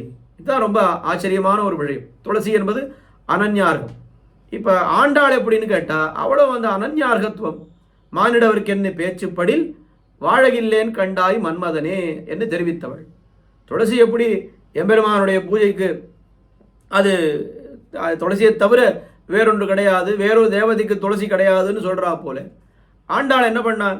மானிடவருக்கென்று பேச்சுப்படில்னு சொன்னான். ரொம்ப அழகான வார்த்தை. வேற யாராவது இங்கே இருக்கக்கூடிய மனுஷாளுக்கு என்னை கல்யாணம் பண்ணி கொடுத்துட்டா அப்புறம் நான் வாழ மாட்டேன்னு சொல்லலை ஆண்டாள். இன்னாருக்கு கல்யாணம் பண்ணலாம் ஆண்டாள் என்கிற இந்த பெண்ணை ஏதோ ஒரு மானிடருக்கு கல்யாணம் பண்ணலான்னு கல்யாணம் வரைக்கும் கூட போக வேண்டாம், யாராவது 2 பேர் பேசினாலே ஏன்னா வாழகில்லேன்னு கண்டாய், அதுக்கு மேலே நான் வாழவே மாட்டேன், உயிர் தரித்திருக்க மாட்டேன்னு சொல். இப்போ அந்த அளவுக்கு அனன்யார்கம், பகவானை தவிர வேறு ஒருத்தரையும் நெஞ்சாலும் நினையாமை அது தாயாருக்கும் உண்டு. அதாவது ஆண்டாளுடைய தாயாரான துளசிக்கும் அது அந்த அனன்யார்கம்ன்றது இருக்கிறது. அதே போல ஆண்டாளுக்கும் இருக்கிறதுன்னு பார்க்கிறோம். துளசியினுடைய பெருமைன்னா சொல்லிட்டே போகலாம். நம்மாழ்வார் திருவருத்தத்திலே ஒரு பாசுரத்திலே தெரிவிக்கிறார்.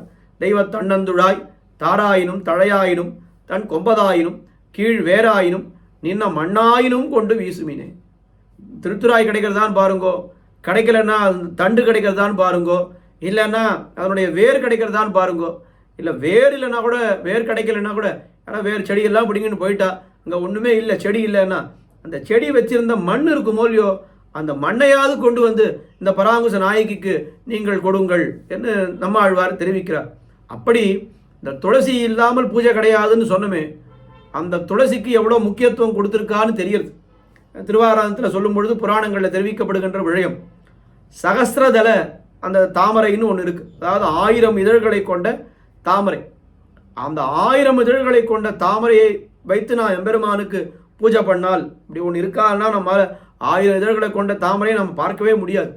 எப்படியோ நாம் தேடி கண்டுபிடிச்சோம், ஏதோ ஒரு இதில் அப்படி ஒரு தாமரையை நாம் கண்டுபிடித்து விட்டோம்னு வைத்துக்கொள்ளும். அந்த 1000 இதழ்கள் கொண்ட தாமரையை கொண்டு எம்பெருமானை பூஜிக்கிறோம்னு சொன்னால் அதை பூஜித்தால் எம்பெருமானுக்கு எவ்வளவு சந்தோஷம் ஏற்படுமோ அதை காட்டிலும் அதிகமான சந்தோஷம் 2 துளசியை எடுத்து எம்பெருமான் திருவடியிலே நாம் சேர்த்தால் அவனுக்கு அந்த சந்தோஷம் வரும்னு தெரிவிக்கப்படுகிறது. அப்போ துளசியினுடைய மகிமை என்னால் எம்பெருமானுக்கு எவ்வளவு அழகான எவ்வளவு ரொம்ப பிரியதமான ஒரு விஷயம் அந்த துளசி என்பது தெரியும். துளசி இல்லாமல் பூஜை கிடையவே கிடையாது. இன்னொரு ஆச்சரியம் என்ன தெரியுமோ இல்லையோ, துளசி இல்லாமல் பூஜை கிடையாதுன்னு சொன்னான்.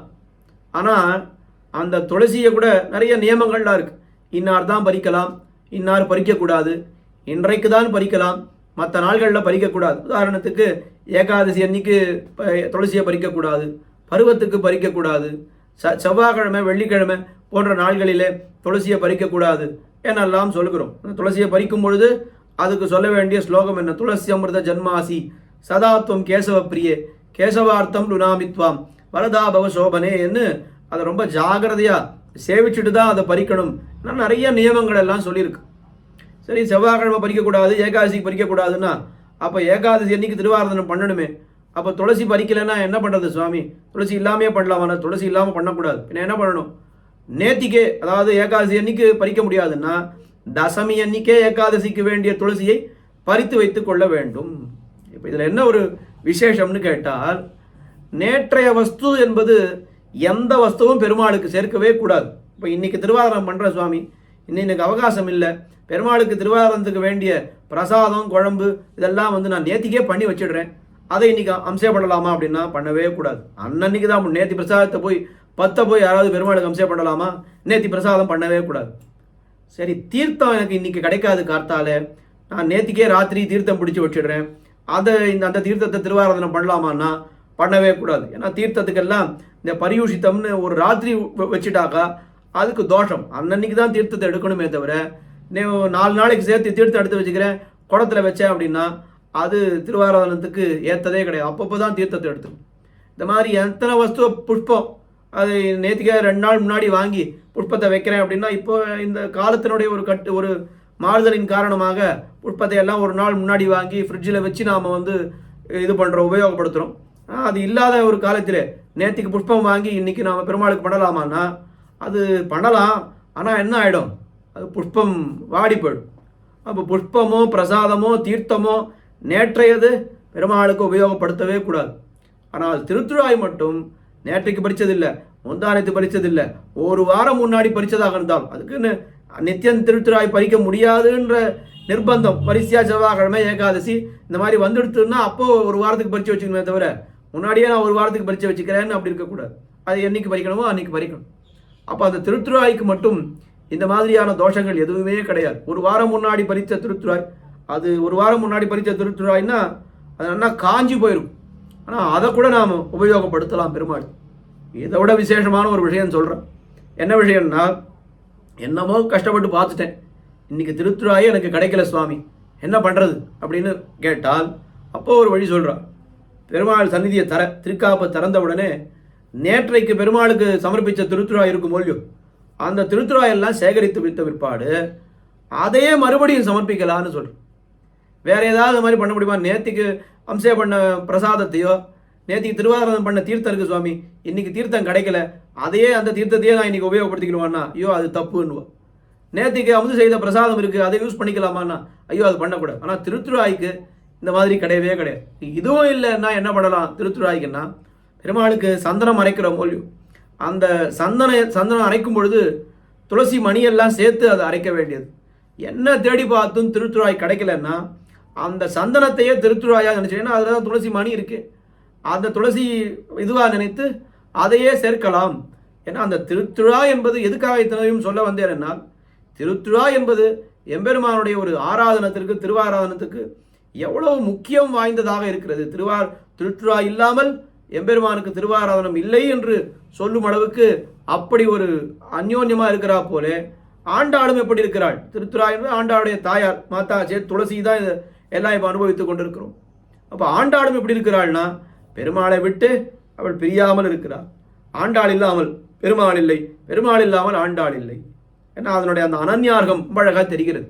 இன்னொரு அற்புதமான ஒரு ஒத்துமை திருத்துழாய்க்கு என்ன, திருத்துழாய் அங்குரிக்கும் பொழுதே அது வாசனையோடு இருக்குமா போலேன்னு காட்டும்.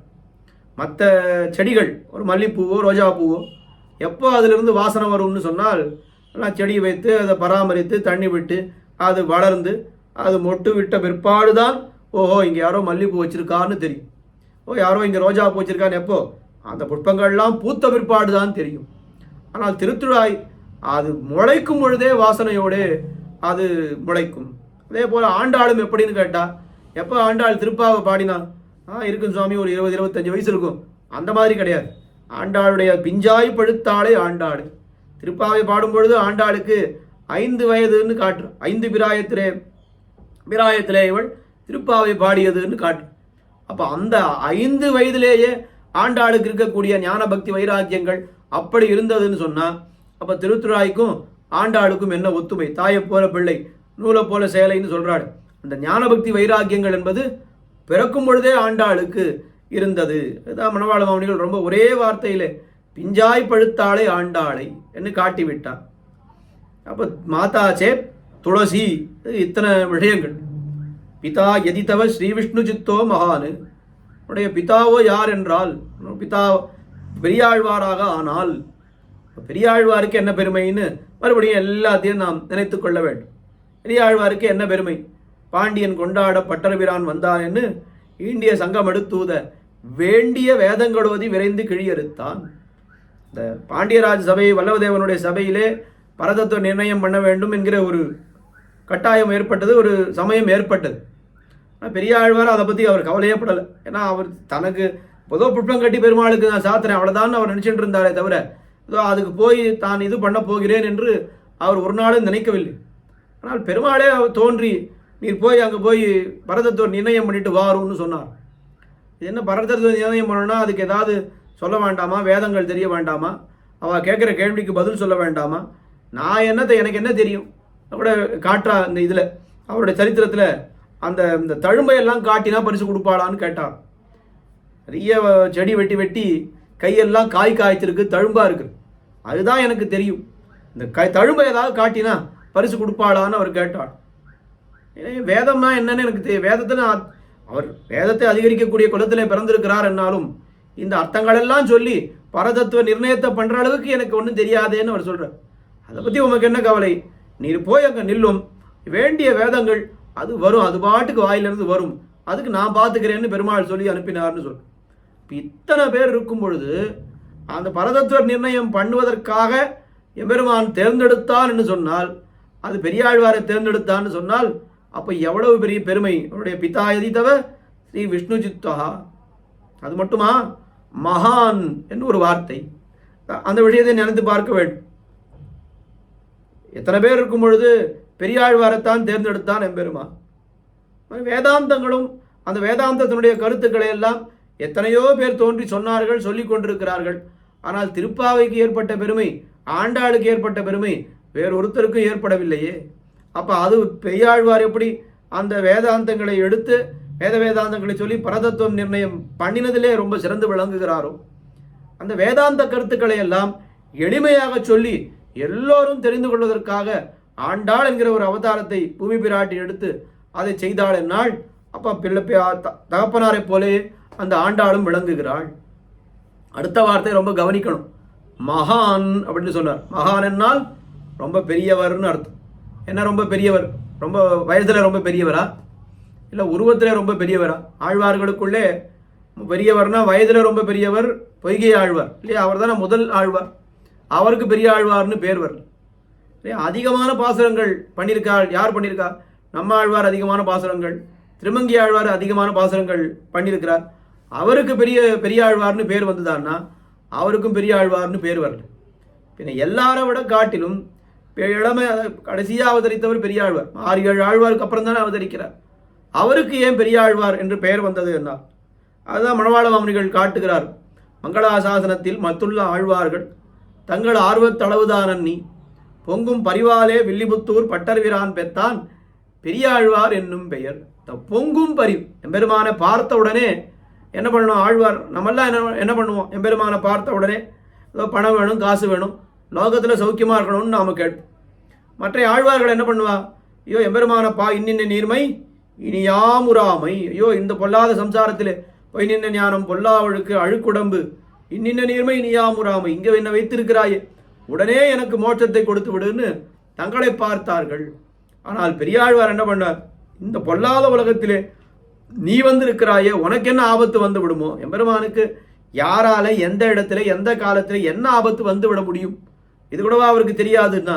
சாதாரண நம்ம போன்ற பரிவு உடையவர்களுக்கு அது தெரியும். ஆனால் பெரியாழ்வாருக்கு இருந்தது சாதாரண பரிவு இல்லை, பொங்கும் பரிவு. ஒரு மாதாவுக்கு குழந்தை இடத்துல எப்படி ஒரு வாத்சல்யம் இருக்குமோ அந்த மாதிரியான பரிவு.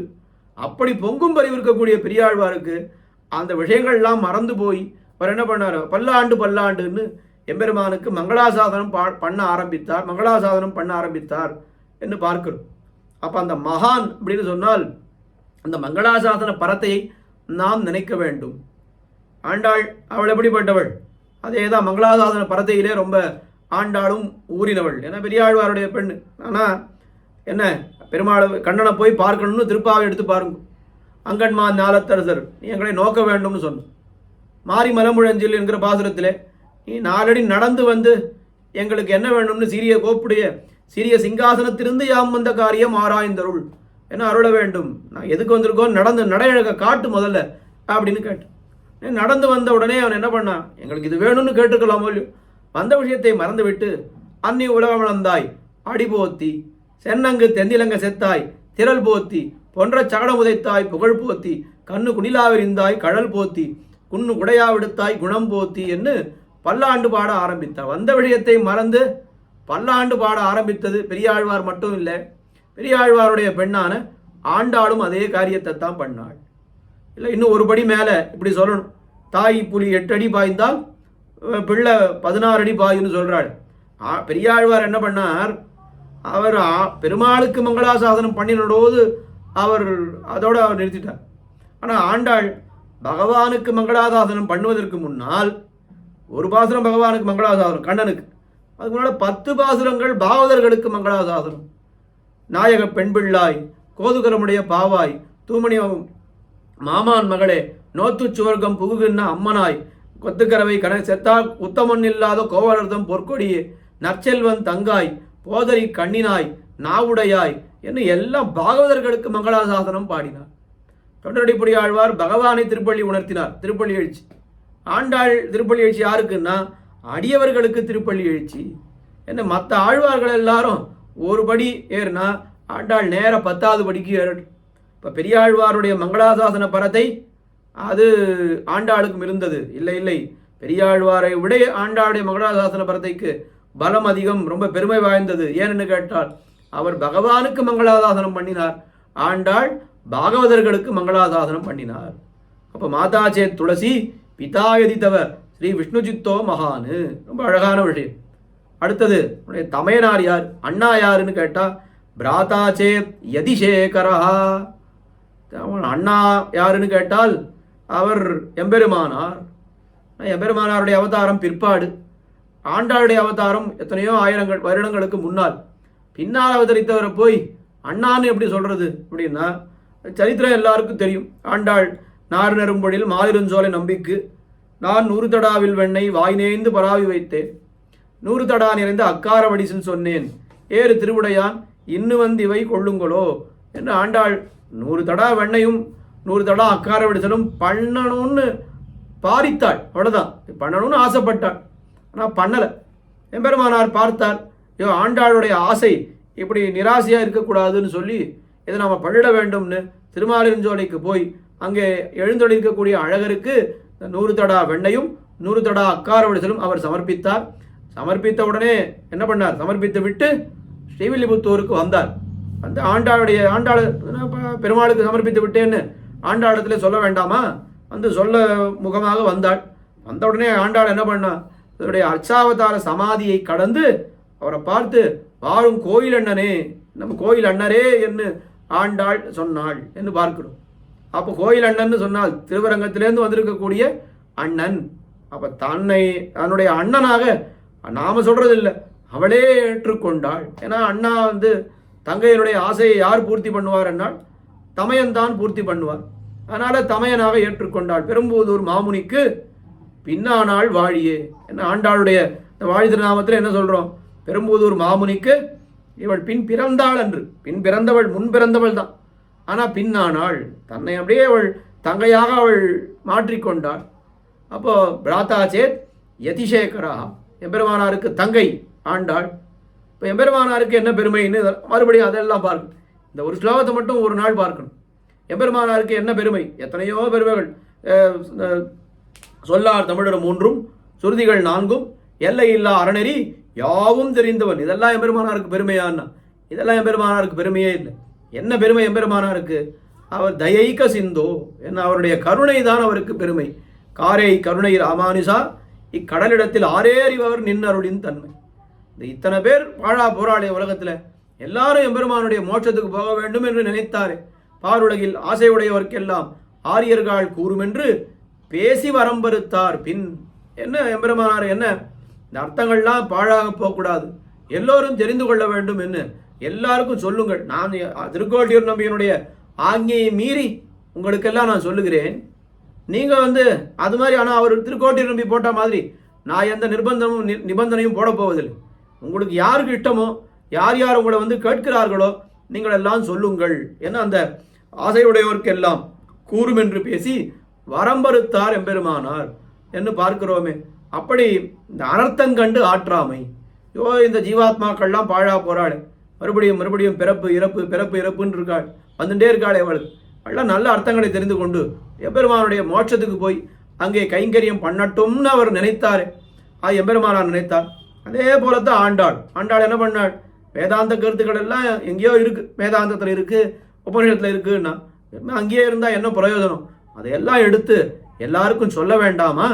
எப்படி சொல்லணும் அப்படின்னா அதை எளிமைப்படுத்தி திருப்பாவையாக்கி எல்லோருக்கும் தெரிவித்தாள் ஆண்டாள். இப்போ திருப்பாவையான பிற்பாடு அந்த வேதாந்த கருத்துக்கள் இப்போ எல்லாருக்கும் போய் சேர்ந்துடுத்து. ஆண்டாளும் என்ன அண்ணாவை போலவே அவளை என்ன பண்ணிட்டா, அந்த அனர்த்தம் கண்டு ஆற்றாமைன்னு சொல்லுவோம். இத்தனை பேர் அனர்த்தப்படுகிறாளே என்று அதை பார்த்து தரிக்க முடியாமல் ஏதாவது பண்ணலாமா என்று அவள் எல்லோருக்கும் இந்த கருணையை காட்டினாள். அவருடைய கருணையைத்தான் அடுத்த ஸ்லோகத்திலே பார்க்க போகிறோம். அது தனியான விஷயம்.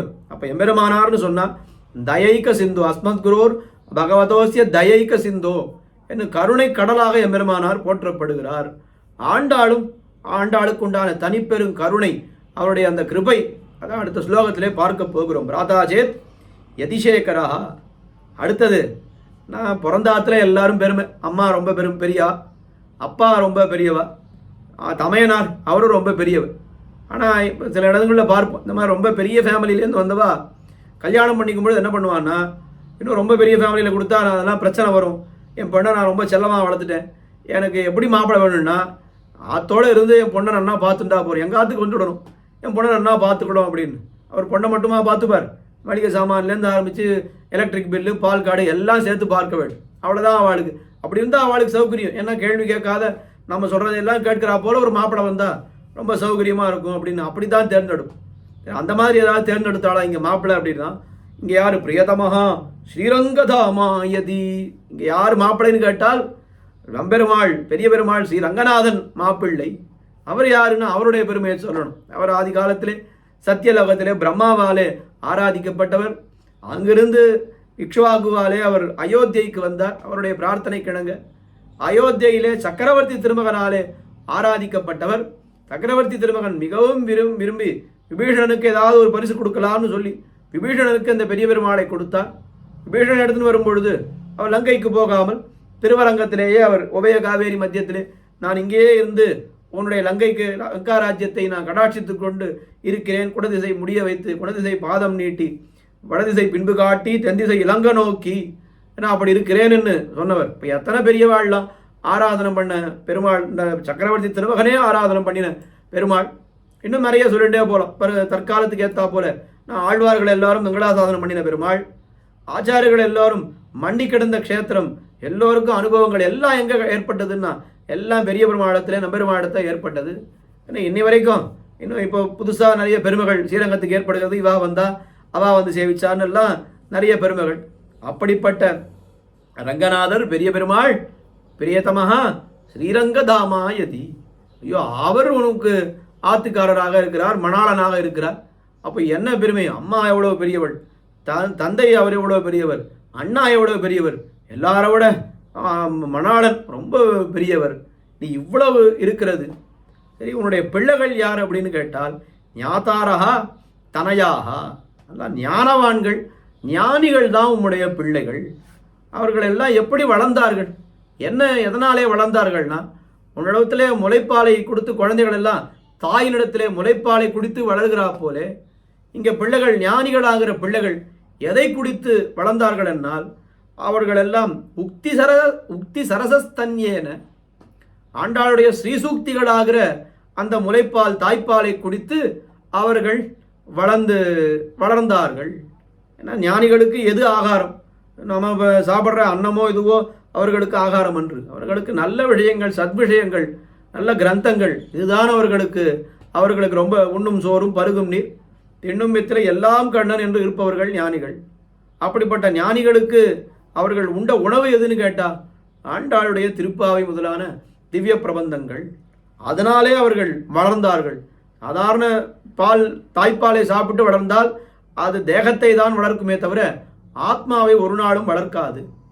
ஆனால் இந்த ஆண்டாளுடைய பிள்ளைகள் ஞானிகள் இருக்கிறார்களே, இவர்கள் குடித்த பால் எதுன்னு கேட்டால் ஆண்டாளுடைய அந்த திவ்ய பிரபந்தங்களாகிற அந்த பாலை குடித்து வளர்ந்தார்கள்.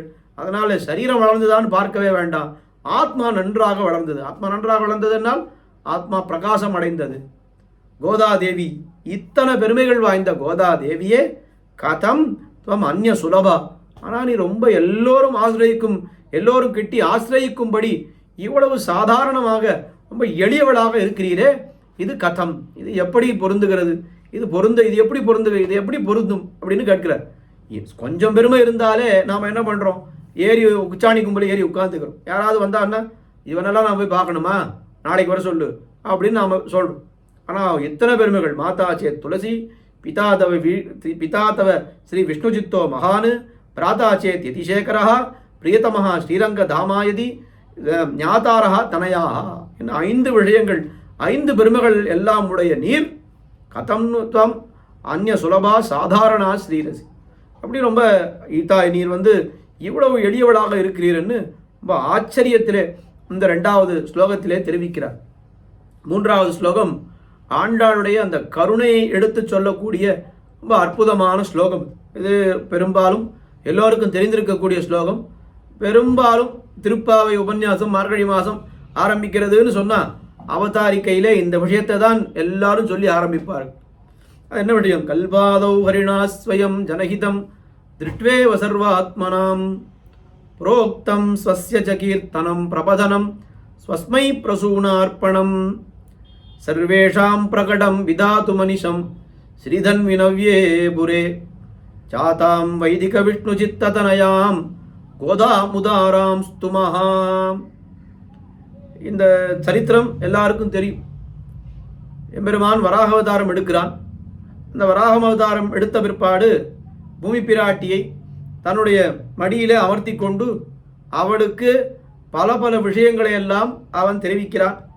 அதுதான் வராக புராணம் என்று கொண்டாடப்படுகிறது. இந்த வராக புராணத்திலே ஒரு பகுதி தான் கைசிக புராணம், கைசிக மகாத்மியம், நம்பாடுவானுடைய சரித்திரம். அந்த நம்பாடுவானுடைய சரித்திரத்தை தான் கைசிக துவாதசி என்று எல்லா கோயில்களிலேயும் கைசிக புராண பட்டனம் என்று எல்லாம் நடக்கிறது. இப்போ இந்த விஷயம், ஆண்டாள் என்பவள் பூமாதேவியினுடைய அவதார். ஸ்லோகத்தினுடைய சுருக்கமான அர்த்தம் கல்பாதௌ, கல்பத்தினுடைய ஆதியிலே, ஹரிணாஸ்வயம் ஜனஹிதம் திருஷ்டுவேவ, எம்பெருமான் என்ன நினைத்தான், ஜனங்களுடைய ஹிதத்தை பார்த்து அவன் என்ன பண்ணான், ஜனங்களுடைய ஹிதத்தை சர்வாத்மனாம் திருஷ்டுவேவ, அந்த ஹிதத்தை உத்தேசித்து ஸ்வயம் அவனே புரோக்தம், அவனே என்ன சொன்னான் என்று கேட்டால் 3 விஷயங்களை சொன்னான். ஸ்வஸ்ய கீர்த்தனம் பிரபதனம் ஸ்வஸ்மை பிரசூனார்ப்பணம், அவனுடைய நாம சங்கீர்த்தனத்தினுடைய பெருமையெல்லாம் தெரிவித்தான். பிரபதனம் என்று அவனிடத்திலே பண்ணக்கூடிய இந்த சரணாகதி, ஆசிரயித்தல், பிரபத்தி என்று அதை பற்றி அவன் ரொம்ப அழகாக தெரிவித்தான். பிரசூனார்ப்பணம், பிரசூனா என்னால் புஷ்பங்களை கொண்டு அர்ச்சித்தல், எப்படி எம்பெருமான் புஷ்பங்களை கொண்டு எம்பெருமானை அர்ச்சிக்க வேண்டும், அதனால் அவன் எவ்வளவு சந்தோஷம் அடைகிறான் என்கிற விஷயத்தை எல்லாம் அவன் தெரிவித்தான். இதெல்லாம் அவள் கேட்டுண்டாள் பூமி பிராட்டி. எல்லாம் கேட்டு வச்சுண்டு சரி ஒரு தக்க சமயம் வரட்டும், இதை எல்லாருக்கும் நாம் சொல்லுவோம். என் பெருமாள் இப்போ நமக்கு சொல்லிட்டார்.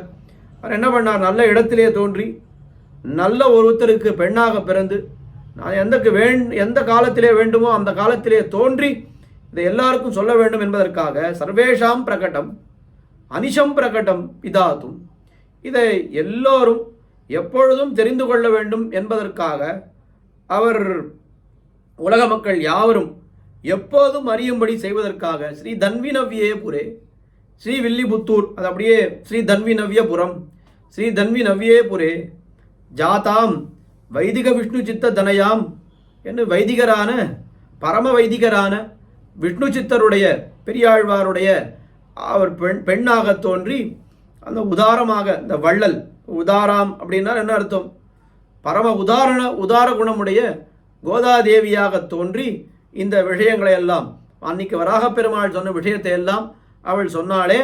அப்படிப்பட்ட கோதா என்கிற அந்த வள்ளல் அந்த கோதாவிற்கு அடியேனுடைய நமஸ்காரம். கோதாம் உதாராம் ஸ்துமஹா, நாங்கள் நமஸ்கரிக்கிறோம் என்று இதுதான் இந்த ஸ்லோகத்தினுடைய பதார்த்தம். அதனுடைய உள்ள நிறைய அர்த்தங்கள் எல்லாரும் இது பல முறை பல வித்வான்களிடத்தை இந்த விஷயத்தை எல்லாம் கேட்டிருப்போம். எம்பெருமான் வராக அவதாரம் எடுக்கிறான்.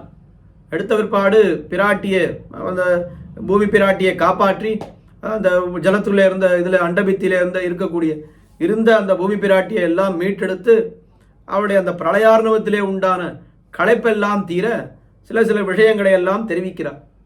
அதே முக்கியமான விஷயம் எதுன்னு கேட்டால் இந்த வராக சரம ஸ்லோகம்னு சொல்கிறோம். ஸ்திதே மனசி சுஸ்வஸ்தே சரீரே சதி யோனரஹா தாது சாமியே ஸ்திதே ஸ்மர்த்தா விஸ்வரூபஞ்ச மாமஜம் ததஸ்தம் ரியமானந்து காஷ்டபாஷான சந்நிபம் அகம் ஸ்மராமி மத்பக்தம் நயாமி பரமாங்கதிம். என்னை ஒருத்தன் நன்றாக இருக்கக்கூடிய காலத்திலே என்னை ஒருத்தன் நினைத்து விட்டானானால் அவன் கடைசி காலத்திலே அவன் ஒரு கட்டையை போல கல்லை போல அவன் கிடக்கும் பொழுது அப்போது என்னை பற்றி நினைக்கணுன்ற நினைவு கூட அவனுக்கு இல்லாமல் இருக்கும். அப்படி இருந்தாலும் அவனை நான் என்ன பண்ணுவேன், அகம் ஸ்மராமி மத்பக்தம், அப்படிப்பட்ட பக்தனை அவன் என்னை நினைக்க முடியாது இருக்கக்கூடிய காலத்திலே நான் அவனை நினைப்பேன். அகம் ஸ்மராமி மத்பக்தம் நயாமி பரமாங்கதிம், அவனால் உயர்ந்த கதிக்கு நான் அழைத்து செல்வேன். இதுதானே அந்த வராக சரம ஸ்லோகம். இந்த வராக சரம ஸ்லோகத்திலே அவர் என்ன தெரிவிக்கிறார்னா பிரபதனம், இந்த சரணாகதியினுடைய பெருமையை தெரிவிக்கிறார் வராக பெருமாள்.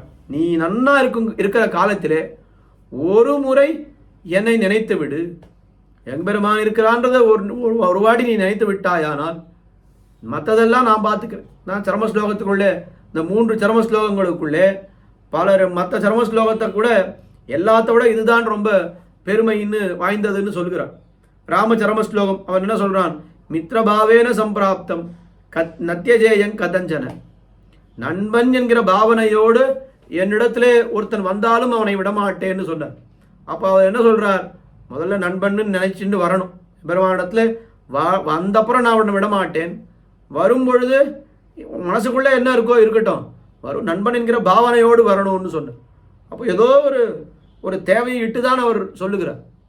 அதே மாதிரி கிருஷ்ண சரம ஸ்லோகம் அதை பார்த்தால் சர்வ தர்மான் பரித்தியஜ்ய மாமேகம் சரணம் ரஜா, எல்லா தர்மங்களையும் விட்டுட்டு என்னிடத்துல வான்னு சொல்கிறேன். அப்போ தர்மம்னா என்னன்னு தெரிஞ்சுக்கணும், தர்மத்தை எப்படி விடுறதுன்னு தெரிஞ்சுக்கணும். எல்லா விஷயத்தையும் தெரிஞ்சுட்டு பிற்பாடு நமக்கு அத்தனை அவகாசம் இருக்குமா, இதெல்லாம் புரிஞ்சுட்டு பகவானை போய் சேர்றதுக்கு நமக்கு அவகாசம் இருக்குமா, தெரியாது. அப்போ ராமச்சரம ஸ்லோகம் கிருஷ்ண சரம ஸ்லோகம் ரெண்டுமே என்னன்னா ஏதோ ஒன்றை பண்ணிட்டு என்கிட்ட வா அப்படின்னு சொல்கிறேன். ஆனால் வராகச்சரம ஸ்லோகத்தில் இந்த மாதிரியான ஒரு நிபந்தனைகள் எதையுமே அவர் விதிக்கவில்லை. நீ ஒரு முறை என்னை நீ என்னை ஒரே ஒரு முறை என்னை நினைத்தால் மற்றதெல்லாம் நான் பார்த்து கொள்கிறேன்.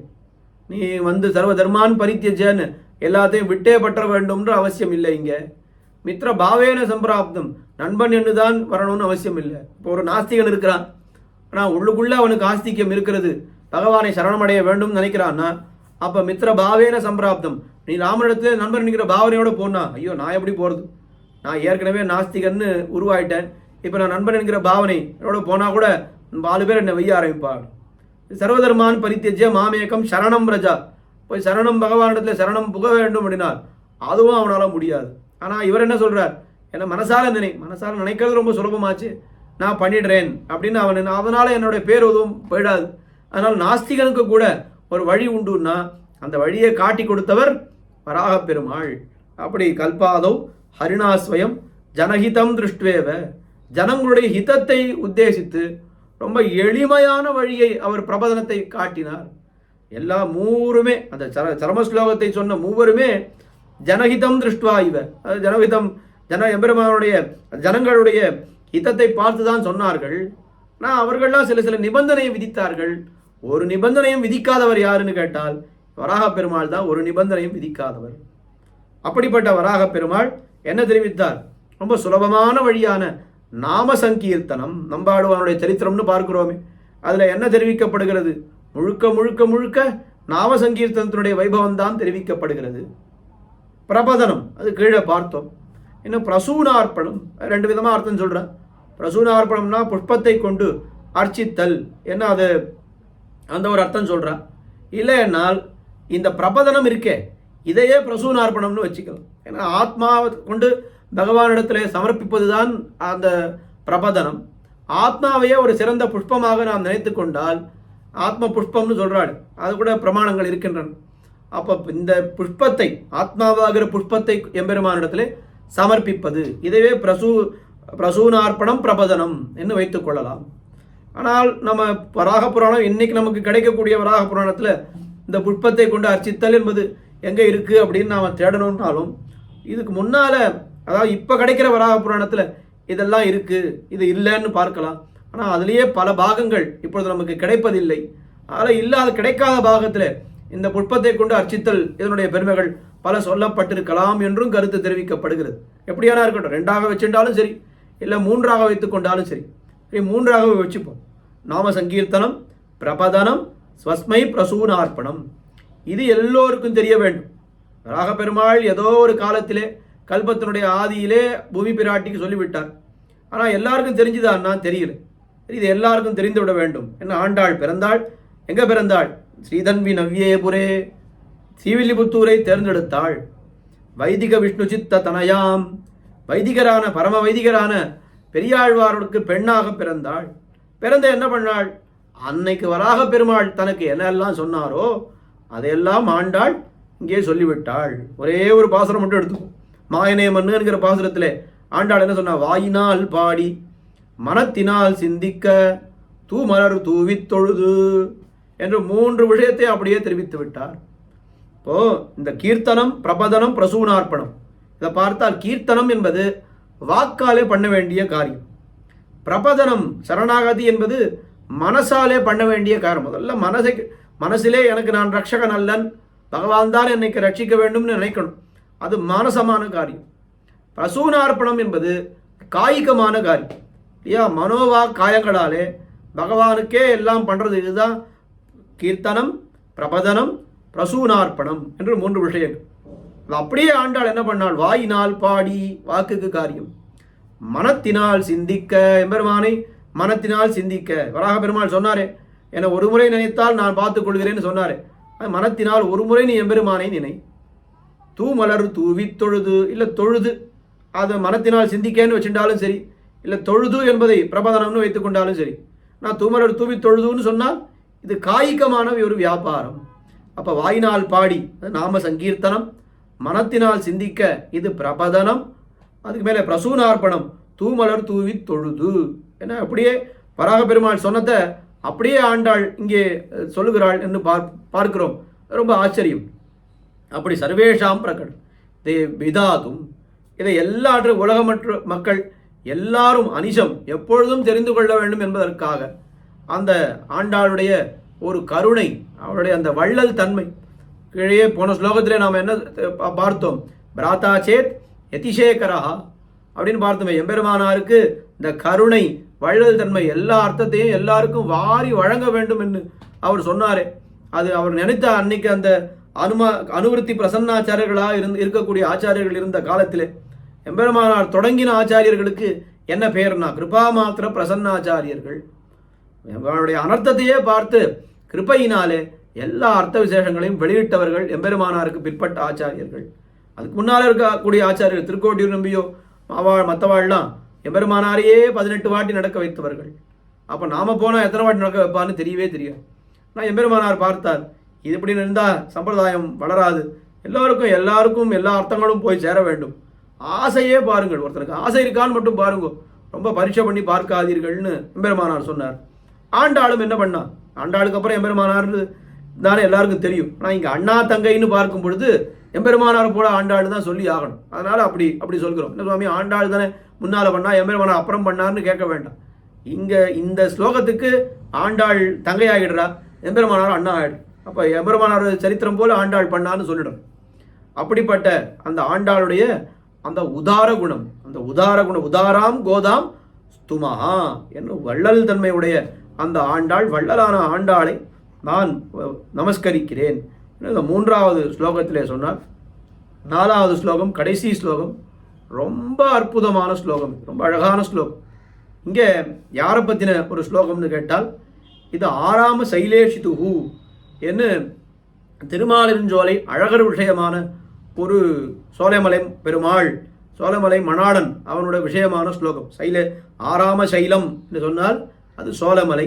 அந்த சோலைமலைக்கு அதிபர் யாருன்னு கேட்டால், அதிபதி யாருன்னால் சைலேஷிதா, ஆறாம சைலேஷிதா. அந்த ஆறாம சைலேஷிதா அவனை பற்றின விஷயங்கள் தான் இங்கே தெரிவிக்கப்படுகிறது. ஆகூதஸ்ய பரிஷ்கிரியாம் அனுபமாம் ஆசேச்சனம் சக்ஷுஷோஹோ ஆனந்தஸ்ய பரம்பராம் அனுகுணாம் ஆராம சைலேஷிதுஹு தத்தோர்மத்ய கிரீடகோடிகடித ஸ்வோச்சிஷ்டகஸ்தூரிகா மால்யாமோத சமேதிதாத்ம விபவாம் கோதாமுதாராம் ஸ்துமஹாம். இங்கே எல்லாம் ஆறாம சைலேஷிதுஹு எம்பெருமான், அந்த திருமாலிருஞ்சோலை மழான் எம்பெருமான் அவனுடைய விஷயமாக இங்கே எல்லாம் தெரிவிக்கப்படுகிறது. ஆகூதஸ்ய பரிஷ்கிரியாம், ஆகூதஸ்ய என்னால் அவனுடைய சோலைமலை பெருமானுடைய ஒரு அபிப்பிராயம், அந்த அபிப்பிராயத்தை நன்னாக பரிஷ்காரம் பண்ணினவள் ஆண்டாள். பரிஷ்கிரியா என்னால் இணையற்ற அழகை கூட்டுபவள், ஆபரணமாக ஆக்குபவள் என்றெல்லாம் அர்த்தம். ஆகூதஸ்ய பரிஷ்கிரியா அனுபமாம், அனுபமாம் என்னால் உபமானம் சொல்லவே முடியாது. ஆண்டாளை ஆண்டாளை போல இன்னொருத்தர் காட்டவே முடியாது. அனுபமா ஆசேச்சனம் சக்ஷுஷோகோ, கண்களுக்கு ரொம்ப குளிர்ச்சியை கொடுக்கக்கூடியவள் ஆண்டாளுடைய அந்த திவ்ய சேவை இருக்கிறதே, அது எம்பெருமானுக்கு கண்களுக்கு குளிர்ச்சியை நமக்கு தருகிறது என்பது சொல்லவே வேண்டாம். எம்பெருமானுக்கும் அது ஆசேச்சனம் சக்ஷுஷோகோ. ஆனந்தஸ்ய பரம்பராம், ஆனந்தஸ்ய பரம்பராம் என்னால் ஆனந்தஸ்ய பரம்பரான்னு சொல்ற, ஆனந்தத்தை விளைவிக்க பரம்பரை மேன்மேலும் ஆனந்தத்தை விளைவிக்கக்கூடியவள் எம்பெருமானுக்கு. அனுகுணாம், அனுகுணாம் என்னால் அவனுக்கு தக்கவாறு, அவனுக்கு அனுகுணமாக நடந்து கொண்டவள் ஆண்டாள். அதுக்கு மேலே என்ன சொல்றா, அந்த எம்பெருமான் ஆறாம சைலேஷிதாவான அந்த எம்பெருமான் தத்தோர் மத்திய, தோஹோ என்னால் தோள்கள், தோர் மத்திய என்னால் மார்புக்கு, இந்த வக்ஷஸ்தலத்துக்கு தோர் மத்தியம்னு பேர். தத்தோர் மத்திய கிரீட்ட கோட்டி கடித்த எம்பெருமான் என்ன பண்ணுறான், திருமார்பிலையும் கிரீடத்தின் மேலும் ஸ்வோச்சிஷ்ட கஸ்தூரிகா மால்யா, ஆண்டாள் சூடிக்கலைந்த கஸ்தூரியும் சரி பூமாலைகள், அதனாலே ஆண்டாளுக்கு என்ன ஆறுது, மால்யாமோத சமேதிதாத்ம விபவாம்.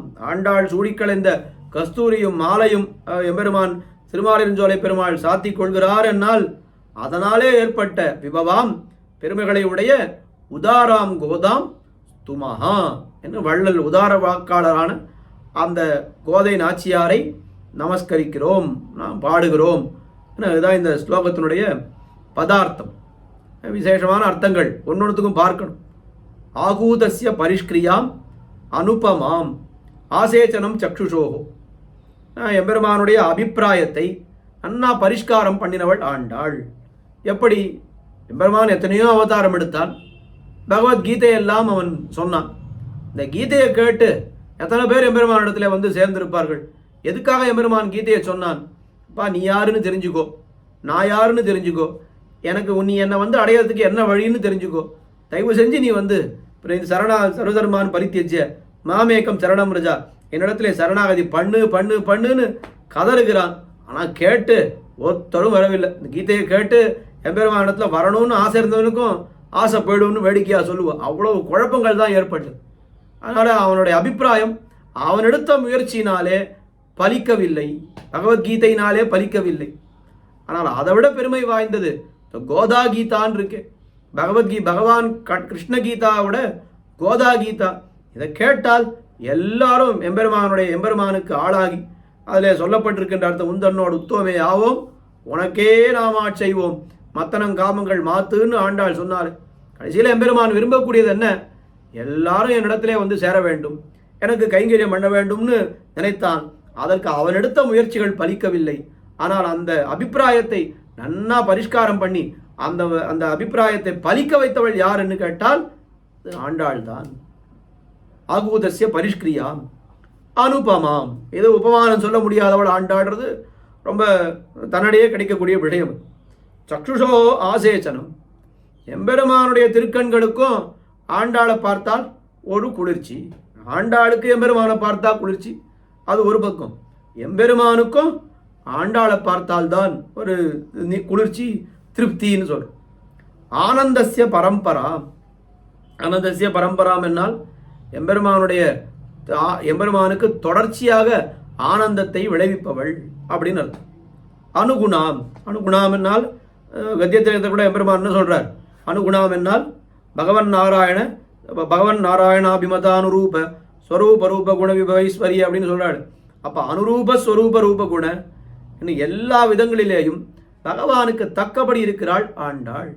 ராகவோர் கதி வைதேகிம் தஞ்சேயம் அசிதேக்ஷணா, ராகவனுக்கு ஏத்தவள் வைதேகி, வைதேகிக்கு ஏத்தவள் ராகவன், ஏத்தவன் ராகவன் என்று சொல்லும்படியாக ஆண்டாளுக்கு ஏத்தவள் எம்பெருமான், எம்பெருமானுக்கு ஏற்றவள் ஆண்டாள் என்று சொல்லும்படியாக அனுகுணாம்.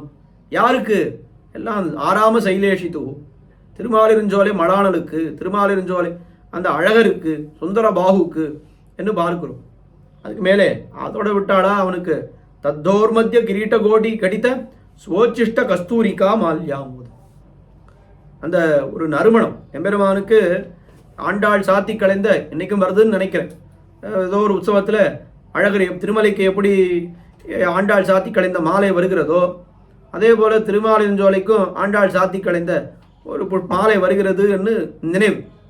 அப்படி ஆண்டாள் சாத்தி கலைந்த அந்த மாலையும் சரி, அவருடைய கஸ்தூரியும் சரி, எல்லாம் எம்பெருமான் கொடுத்து விடுகிறார்.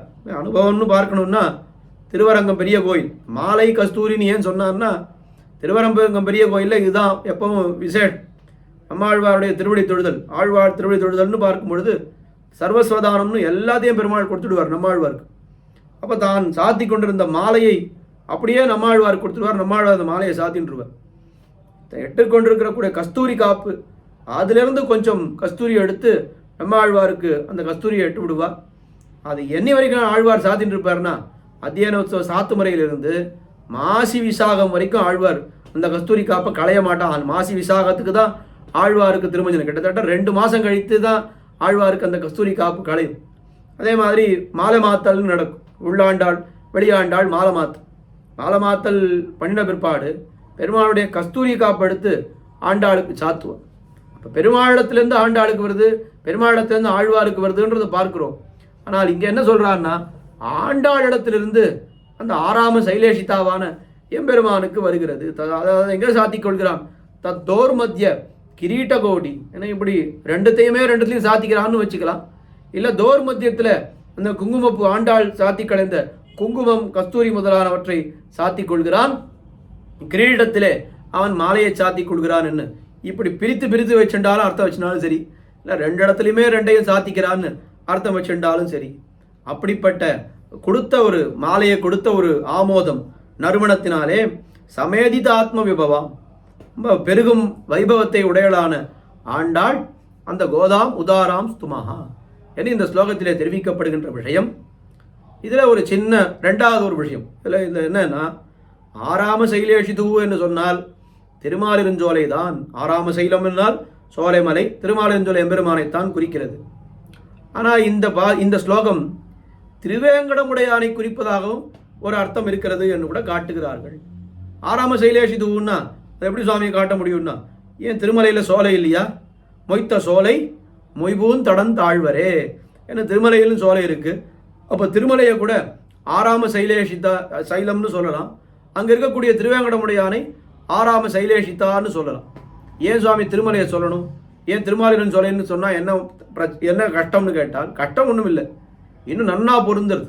ஏன்னா தோர்மத்திய கிரீட கோடி கடித சோச்சிஷ்ட கஸ்தூரிகா மால்யா மோத அப்படின்றது இந்த கிரீட்ட கோடி கடிதம்னு சொல்கிறாள்.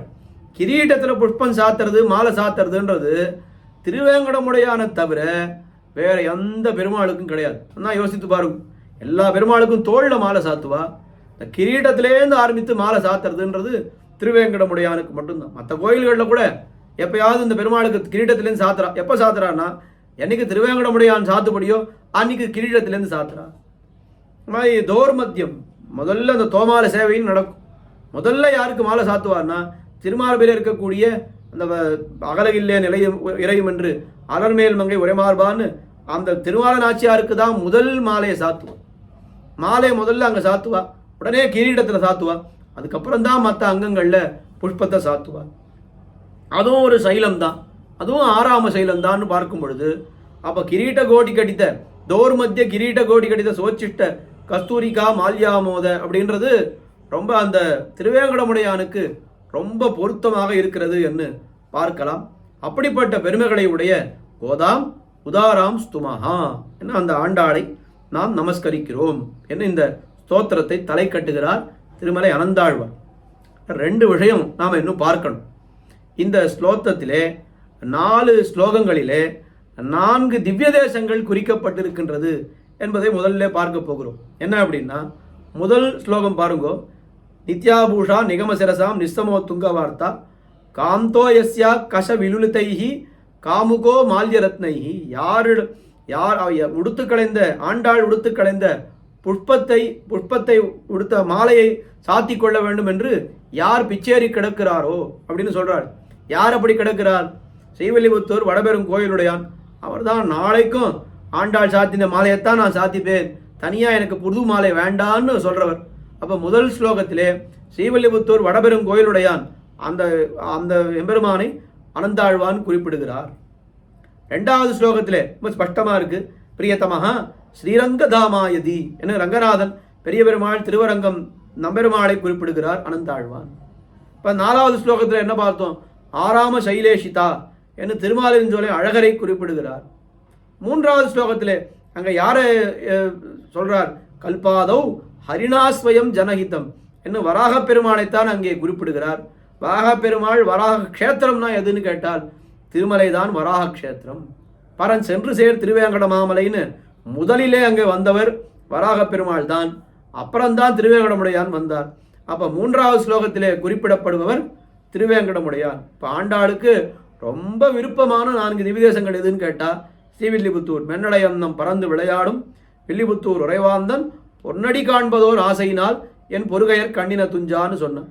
அப்போ வில்லிபுத்தூர் ஸ்ரீரங்கம் கடைசியில் ஆண்டாள் அந்தர்தானமாய் போய் சேர்ந்தது எந்த இடம்னு கேட்டால் ஸ்ரீவில்லிபுத்தூர்ல தான், திருவரங்கத்திலே தான் கேசவ நம்பியை கால் பிடிப்பாளுன்னும் இப்பேறு எனக்கு அருள் கண்டா என்று திருவரங்கத்திலே தான் போய் சேர்ந்தாள். அந்த திருமலைன்னு சொன்னான், வேங்கடவர்க்கு என்ன விதிக்கித்தியே விண்ணியில மேலாப்பு விரித்தாற்போல் மேகங்காள் என்று தூது விட்டது எல்லாம், நான் போக வேண்டும் என்று ஆசைப்பட்டது எல்லாம் திருவேங்கடம். திருப்பாவையிலே கூட ஒரு தனியன் அன்னவயல் புதுவை ஆண்டாள் அரங்கற்கு என்று சொன்னாலும் நாடினி வேங்கடவர்க்கு என்ன விதி என்ன இம்மாத்தம் நாம் கடவா வண்ணமே நல்குன்னு திருப்பாவையிலேயும் திருவேங்கடமுடையான் விஷயம்தான்னு அதுவும் ஆச்சாரியர்கள் காட்டியிருக்கிறார்கள். அப்படி ஆண்டாளுக்கு பிடித்த ரொம்ப அனுபவிக்கக்கூடிய ஆண்டாள் அனுபவித்த மற்றொரு முக்கியமான திவ்யதேசம் அது திருமலை. 4வது திருமாலிருஞ்சோலை கேட்கவே வேண்டாம், 100 தடா நிறைந்த அக்கார வடிசில் சொன்னேன் 7 திருவுடையான் இன்னு வந்திவை கொள்ளுங்களோ இன்னு வந்து இத்தனையும் அமுது செய்திட பெரில் நான் 100,000 கொடுத்து பின்னுமாளும் செய்வன் என்று எல்லாம் பாரித்தாள் பிரார்த்தித்தாள். அது யாரிடத்திலே பண்ணாள்? அது திருமாலிருஞ்சோலை அழகரிடத்திலே பண்ணாள்.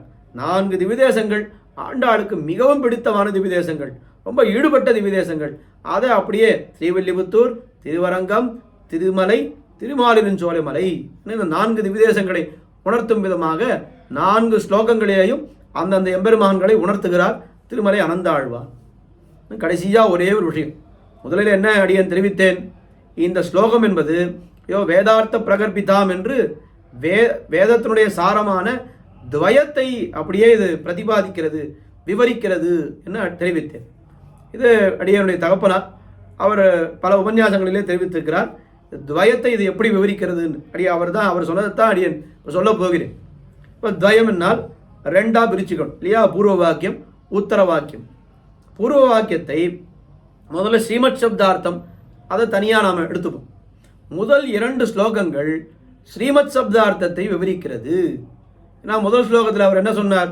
சிஞ்சதாம் மாம் அபாங்கைஹி சைஷா தேவி சகல ஜனனி சிஞ்சதாம் மாம் அபாங்கைஹி என்று ஆண்டாளுடைய ஒரு கருணை என்னை நினைக்கட்டும், அவருடைய கடைக்கண் பார்வை என்னை நினைக்கட்டும் என்று சொன்னார்.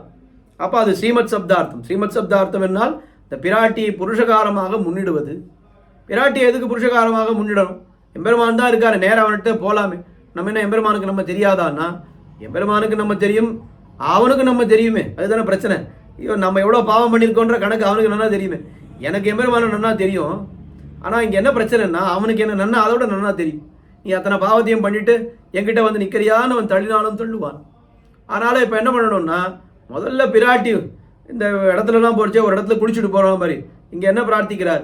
சிஞ்சதாம் மாம் அப்பாங்க கடைக்கண் பார்வையாலே உடனே நினைக்கட்டும், நினச்சி குளிச்சுட்டு நான் போனேன்னா எம்பெருமான் என்னை ஏற்றுக்கொள்வான். என்ன அந்த பிராட்டியை புருஷகாரமாக முன்னிடுவது எதுக்குன்னு கேட்டால், இத்தனை பாவங்கள் நான் பண்ணியிருக்கிறேன், இந்த பாவங்களிலிருந்து நான் இந்த பாவத்தோடு எம்பெருமானிடத்துல போனால் அவன் தள்ளி விடுவான். அதனால் இது எனக்கு புருஷகாரம் பண்ண வேண்டும். அதுக்கு முதல்ல புருஷகாரம் அவனிடத்துல பண்ணுறதுன்றது அப்புறம், முதல்ல நீர் என்ன அனுகிரகம் பண்ண வேண்டும். அனுகிரகம் பண்ணிட்டு அவனுக்கு புருஷகாரம் பண்ண வேண்டும். இது முதல் ஸ்லோகத்தில் கிடைக்கப்பட்ட அர்த்தம். சரி, இவள் என்னை அனுகிரகித்து விட்டாள், ஆனால் இவள் சொன்ன வார்த்தை அவன் கேட்கணுமே, அதை எப்படி அவன் கேட்பான்? ஆனால் அவனுக்கு இவள் சொன்னால் அவன் கேட்பானான்னா கண்டிப்பாக கேட்பான். அதுதான் 2வது ஸ்லோகத்தில் என்ன இருக்குன்னா, இவருடைய பெருமையெல்லாம் அங்கே தெரிவிக்கப்படுகிறது. யார் இவரோட அம்மா? யார்? மாதா சேத் துளசி, பிதா எதித்த விஷ்ணு சித்தோ மகானு, பிராத்தா யதிசேகரா, பிரியதமஹா ஸ்ரீரங்கதாமா. பிராட்டி என்னுடைய ஸ்ரீரங்கதாமா எம்பெருமான், நம்பெருமாள், பெரிய பெருமாளுடைய பெருமாள் தானே இவளுக்கு மணாளன். இவள் சொன்னா பெருமாள் என்ன கேட்காம போயிடுவாரா? அப்போ ஸ்ரீமத் சப்தார்த்தத்தையே 2ஆக பிரிச்சுக்கிறான். ஒன்று, இவள் சொன்னா எம்பெருமான் கேட்பான்ற ஒரு விஷயம், அது 2வது ஸ்லோகம். முதல் ஸ்லோகத்திலே இவள் ரொம்ப இவளுடைய அனுகிரகம் என் மேலே விழட்டும், என் மேலே விழட்டும்னு சொன்னால் உனக்கு அவருக்கு என்ன சம்பந்தம் அப்படின்னா, சைஷா தேவி சகல ஜனனி, எல்லாருக்கும் அவள் மாதா, எனக்கும் மாதா. மாதாவினுடைய கருணை பிள்ளை மேலே விழறதுக்கு என்ன யார் தடுக்க போறா? இதை விழுந்தா என்ன அப்படின்னு அப்படி கேட்கிறார்.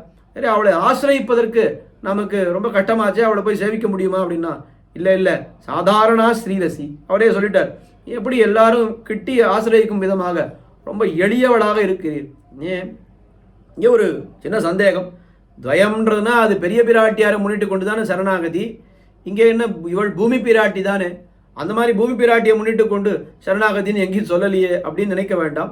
மற்ற பிராட்டிமார்கள் எல்லோருமே பெரிய பிராட்டிமாருடைய ஒரு அவயவங்கள்னு சொல்லியிருக்கு, கை கால் போல ஒரு அவயவங்கள். இங்கேயே என்ன சொல்றா? நப்பின நங்காய் திருவே துயிலழா என்ன ஆண்டாள். ஏன்னா பிராட்டி பண்ணக்கூடிய புருஷகாரத்தை நப்பினை பிராட்டி பண்ண வேண்டும் என்பதற்காகத்தான் அவளை திருவேன்னு சொன்னான். இங்கேயும் அவள் பிராட்டி புருஷகாரம் பண்ணுவாள் என்பதற்காகத்தான். சாதாரணா ஸ்ரீரசி.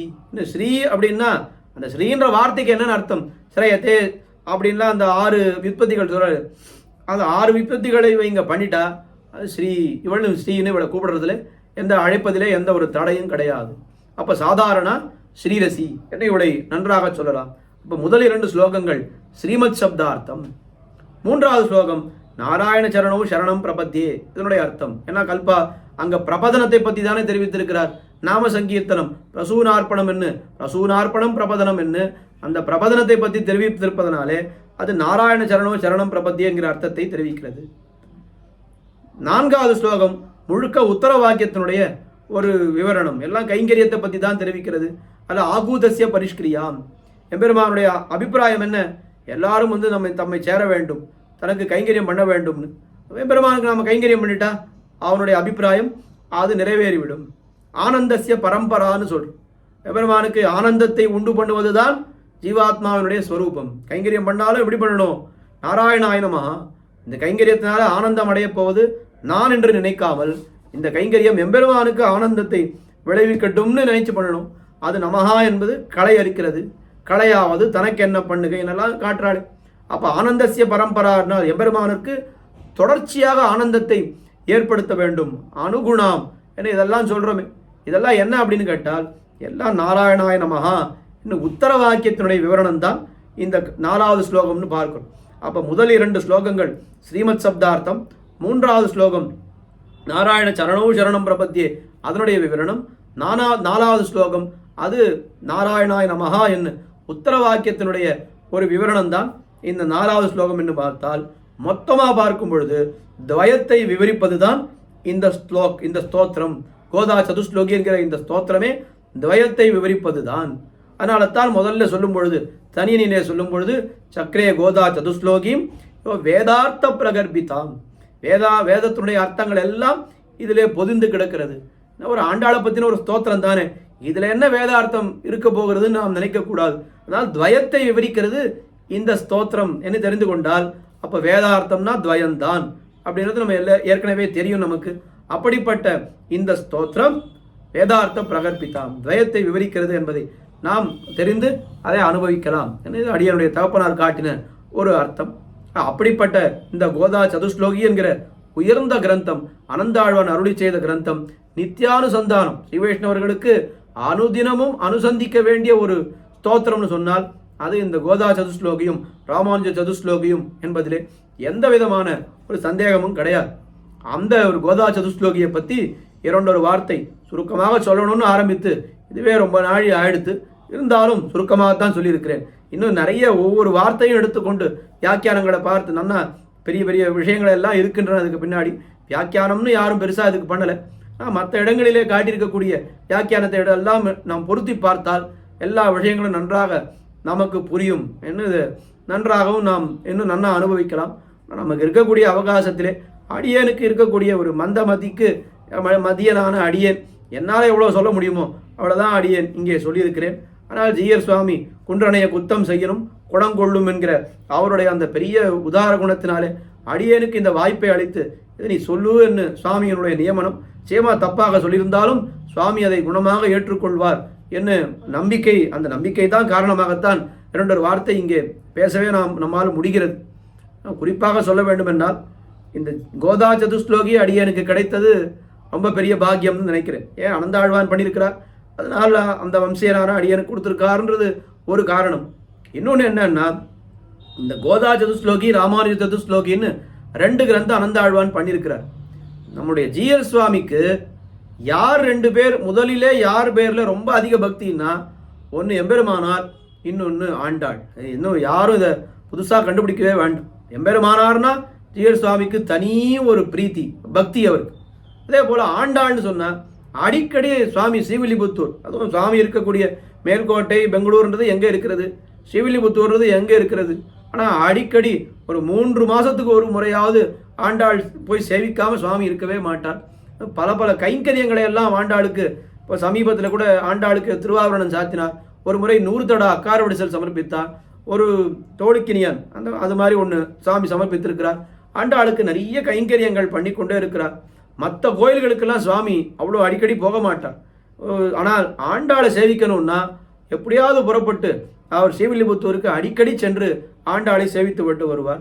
எம்பெருமானாருக்கும் அப்படிதான். மேல்கோட்டைக்கு சுவாமி போறாருன்னா பெருமாளை சேவிக்கிறதுக்கோ தாயாரை சேவிக்கிறதுக்கோ கிடையாது. முக்கியமாக மேல்கோட்டைக்கு சுவாமி எழுந்துள்ளாருனால் உடையவர் சன்னிதியில் போய் அங்கேயே நின்றுட்டு இருப்பார். எம்பெருமானார் அப்படியே அவர் பேசும் எத்திராசர். அந்த எம்பெருமானாருக்கு என்ன பேர், பேசும் எத்திராசர்னு பேர். நம்மளோடலாம் பேசலையே சுவாமின்னா, நம்மக்கிட்டலாம் பேசுவாரா? ஆனால் சுவாமி போய் நின்றா, ஜீயர் சுவாமி போய் நின்றா கண்டிப்பாக அவர் பேசுவார். அவரோட பேசுறதுக்காகத்தான் இவர் ஜீயர் சுவாமியே மேல்கோட்டைக்கு போகிறார். பெருமாளோ தாயாரோ எல்லாம் 2ஆம் பட்சம் என்று சொல்லும் அளவுக்கு இந்த எம்பெருமானாரிடத்திலே ஜீயர் சுவாமிக்கு அத்தியந்த ஒரு பக்தி இருக்கிறது. ஜீயர் சுவாமியினுடைய அவதாரமே இப்போ அதுதானே நம்ம கொண்டாடி கொண்டிருக்கிறோம். அவதாரமே என்னைக்குன்னு கேட்டால் அது பூர நட்சத்திரம், ஆவணி பூரம், ஆடி பூரம் ஆண்டாள். இது 1 மாதம் பிற்பாடு சுவாமியினுடைய அவதாரம் ஆவணி பூரம். அது கூட ஏன் அப்படி அவதாரம் அப்படி ஆயிருக்குன்னு ஆச்சரியம். ஆண்டாளையும் கண்ணனையும் பிரிக்கக்கூடாது. எப்போவுமே கண்ணனும் ஆண்டாளும் சேர்ந்தே இருக்கணும். ஆடி பூரமாக இருந்ததுன்னா என்ன ஆகும், அது ஆண்டாளுடைய மாதம், ஆண்டாளுடைய நட்சத்திரம். ஆனால் சுவாமி எப்படி அவதாரம் எப்படி இருக்குன்னா ஆவணி மாதம் கிருஷ்ணனுடைய மாதம் அது இல்லையா, ஆவணி தானே ஸ்ரீ ஜெயந்தி, அந்த மாதத்திலே அவதரித்திருக்கிறார். ஆனால் அவதரித்த நட்சத்திரம் அது ஆண்டாள் அவதரித்த பூர நட்சத்திரம்.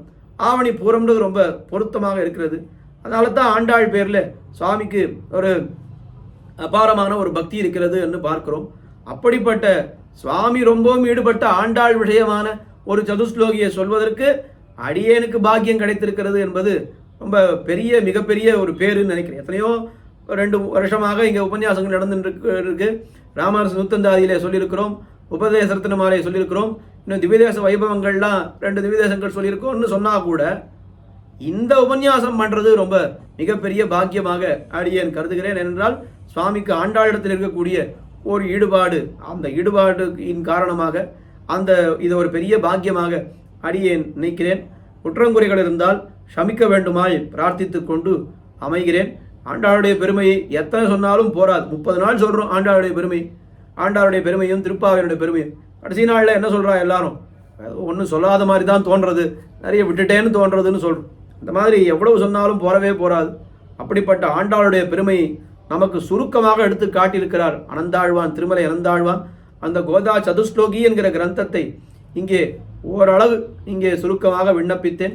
மேன்மேலும் இருக்கக்கூடிய அர்த்தங்களை எல்லாம் வல்லாறுவாய் கேட்டுணர்கன்னு சொல்லுவான். பெரிய பெரிய வித்வான்களிடத்திலே கேட்டால் இன்னும் பல அர்த்தங்கள் இதுக்கு கிடைக்கும் என்பதிலே எந்தவித சந்தேகமும் கிடையாது.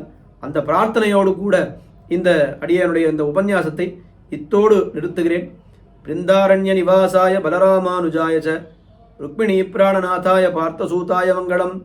ஸ்ரீமத்யை விஷ்ணுசித்தாரிய மனோநந்தன ஹேதவே நந்தநந்தன சுந்தரியை கோதாயை நித்யமங்களம்.